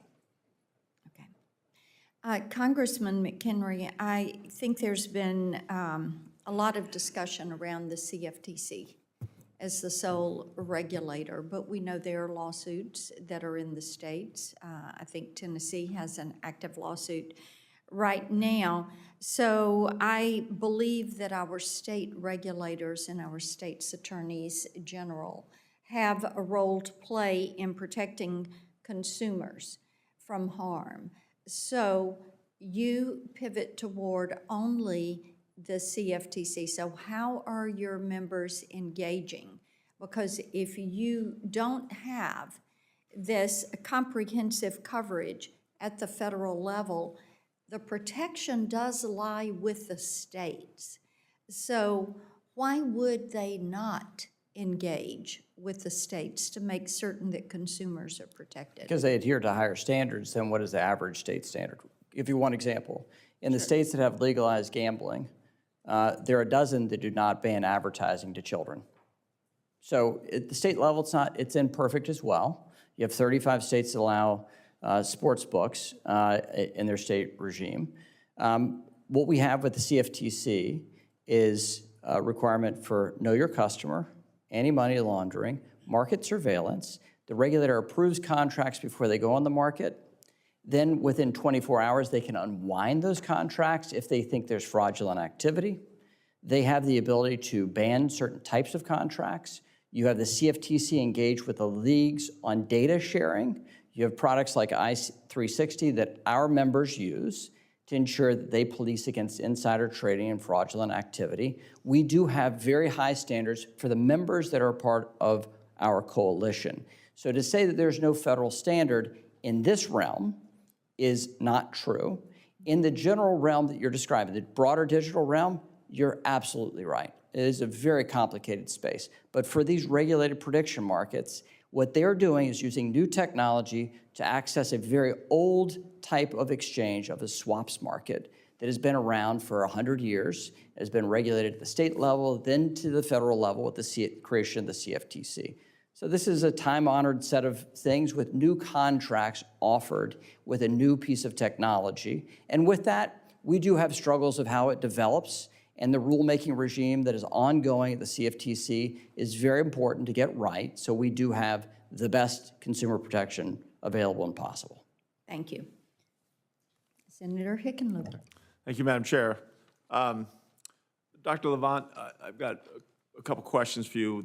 Obviously, 35 states, including Colorado and Tennessee, prohibit gamblers from borrowing money to make wagers. And these rules exist to protect consumers so they don't end up trapped in a cycle of debt and dealing with their addiction and paying off loans. Kalshi recently asked the CFTC for approval to offer its consumers these same admittedly risky loans so they can place bets using money they don't have. This week, we sent a letter to the CFTC urging them to reject Kalshi's application. Based on your experience working with people affected, by problem gambling, is it dangerous for consumers to borrow money to bet on prediction markets? It's extremely dangerous. No one should be borrowing money to gamble with, period. In addition to that, I will tell you who does borrow money to gamble. Addicts borrow money to gamble, and people prone to addiction borrow money to gamble. All right, thank you. I agree with that. Let me also ask you, since I've got you on the mic, comeback programs, often referred to as VIP retention or win back, generally are used to reactivate lapsed accounts. They do so by flagging accounts for aggressive re-enrollment, often highlighting their previous big wins, that same addictive juice that is almost, for some people, is almost unavoidable or irresistible, I should say. When utilized on players who have proactively blocked themselves from the app, which they call self-exclusion, these tactics are, highly controversial. I think in some cases they are illegal. Self-exclusion should be, to my understanding, irreversible, and it should last 6 months or to a lifetime, whatever someone makes that decision. Shouldn't they be protected from this type of advertising? Self-exclusion, unfortunately, is a state-by-state matter. We don't have a federal self-exclusion. I will share with you two real-life events. One just happened last week. A client who had gone on a one-year self-exclusion. Took this person quite a while to get to the point to have the courage to go on the one-year self-exclusion. And at 40 seconds past the hour of the exact 1 year, this client received an email that was offering them a welcome back opportunity and a welcome back bonus. And when I looked at the fine print on the offer, it was tailored to their player number that they had had before. I will also, and I'm happy to make this available to the committee, I brought with me today the copy of an email that a client of mine received. And this client was not on self-exclusion, but they had been a very active gambler, and for 6 weeks didn't make a bet. They were in treatment, they didn't make a bet. About 6 weeks later, they received an email from what is labeled the DraftKings VIP Comeback Series. And it starts with, "I've got some exciting news for you. Your account has caught our eye, and we're thrilled to extend an invitation." And it goes on from there. That is as predatory as it gets. And if this were another addictive product, if this were alcohol or tobacco, we'd shut it down instantly if a bar was exhibiting that type of predatory behavior. In gambling, they call them VIP programs. Yet another reason Congress needs to step in and create minimum federal safety standards and stop this from happening, because it's ruining lives, it's ruining families. Well, I think the goal should be that the industry reaches out and helps us establish those standards instead of avoiding that. I suppose in nirvana, yes, but as I pointed out earlier, Mr. Miller and his organization, on their website, they specifically state that the federal involvement in sports gambling is, I believe the words are, a non-starter. So when an industry demonstrates an unwillingness to regulate itself, and it's an addictive product, most respectfully, that's where Congress has to step in. We've seen this before with tobacco. We've seen it with the opioid industry. We have an opportunity to get in front of this now, but we can't wait for the industry to do it. I won't speak for the chair, but I think this hearing qualifies as a starter. Ms. Thomas, thank you for all your work on this. And many states like Tennessee have created regulations on gambling advertisements to ensure that consumers are protected. Can you please outline, and here we are talking about some of these, again, Dr. Levant referred to this as predatory advertising. Can you just describe some of the advertising guardrails and positive impact that they've had on consumers? Yes, thank you. So first of all, I believe that the issue he was speaking to goes to not only advertising, but a responsible gaming problem. Absolutely. And in our state, we require our operators to provide a written responsible gaming plan, training outline, the mechanics by which they oversee that, RG, and data about who and how many, not who, but how many they've excluded and what steps they've taken. Part of their plans, and I can tell you that every operator in Tennessee, as part of their plans, has in there that they will not market to anybody who was ever on an exclusion list. Right. So that is a very positive thing. Otherwise, by statute, we have, obviously we can't advertise to minors. Our office receives all advertising terms and promotions. There is disclosure about 1-800-GAMBLER and 1-800-RESET, which are gambling helplines, and individuals can call those and be directed to assistance within Tennessee. I also would like to touch on the fact that we spoke about a lot of predatory behavior targeting really young minors, 10th graders, I think the chairman said. I see so much of that with illegal sports books, and our office has spent so much time and effort targeting those, and especially working with Google and Apple to get any illegal apps off the store so that they can't target minors. Right. Well, thank you, and I'll yield back to the chair, but I feel that all five of you are willing and engaged to make this, to fix some of these serious glaring problems, and look forward to working with the chair to provide us a sense of urgency that these are real people's lives that are being negatively impacted right now. And I thank all of our members that have been here today, and I thank our witnesses. You've been an excellent panel. This does allow us to start to build where we should move in regulation, and also looking at the division between what should be federal and what should be state, and preserving those states' rights in order to move forward with this. I will have to say, Chairman Cruz, who's no longer here, talked about how big the football Friday nights are in Texas, but I would like to point out for the record that Texas finally gave in and joined the SEC. which is the greatest football conference. So they finally saw the light, and they're going to join with the SEC. I do want to remind you all that members of the panel are going to have until May 27th to submit questions. I will remind you that you need to respond to those within 7 business days, so that's going to give you till the close of business on June 10th to submit your responses to the questions for the record. You've done a superb job in helping us establish this baseline. We are grateful for your time. At this time, hearing adjourned.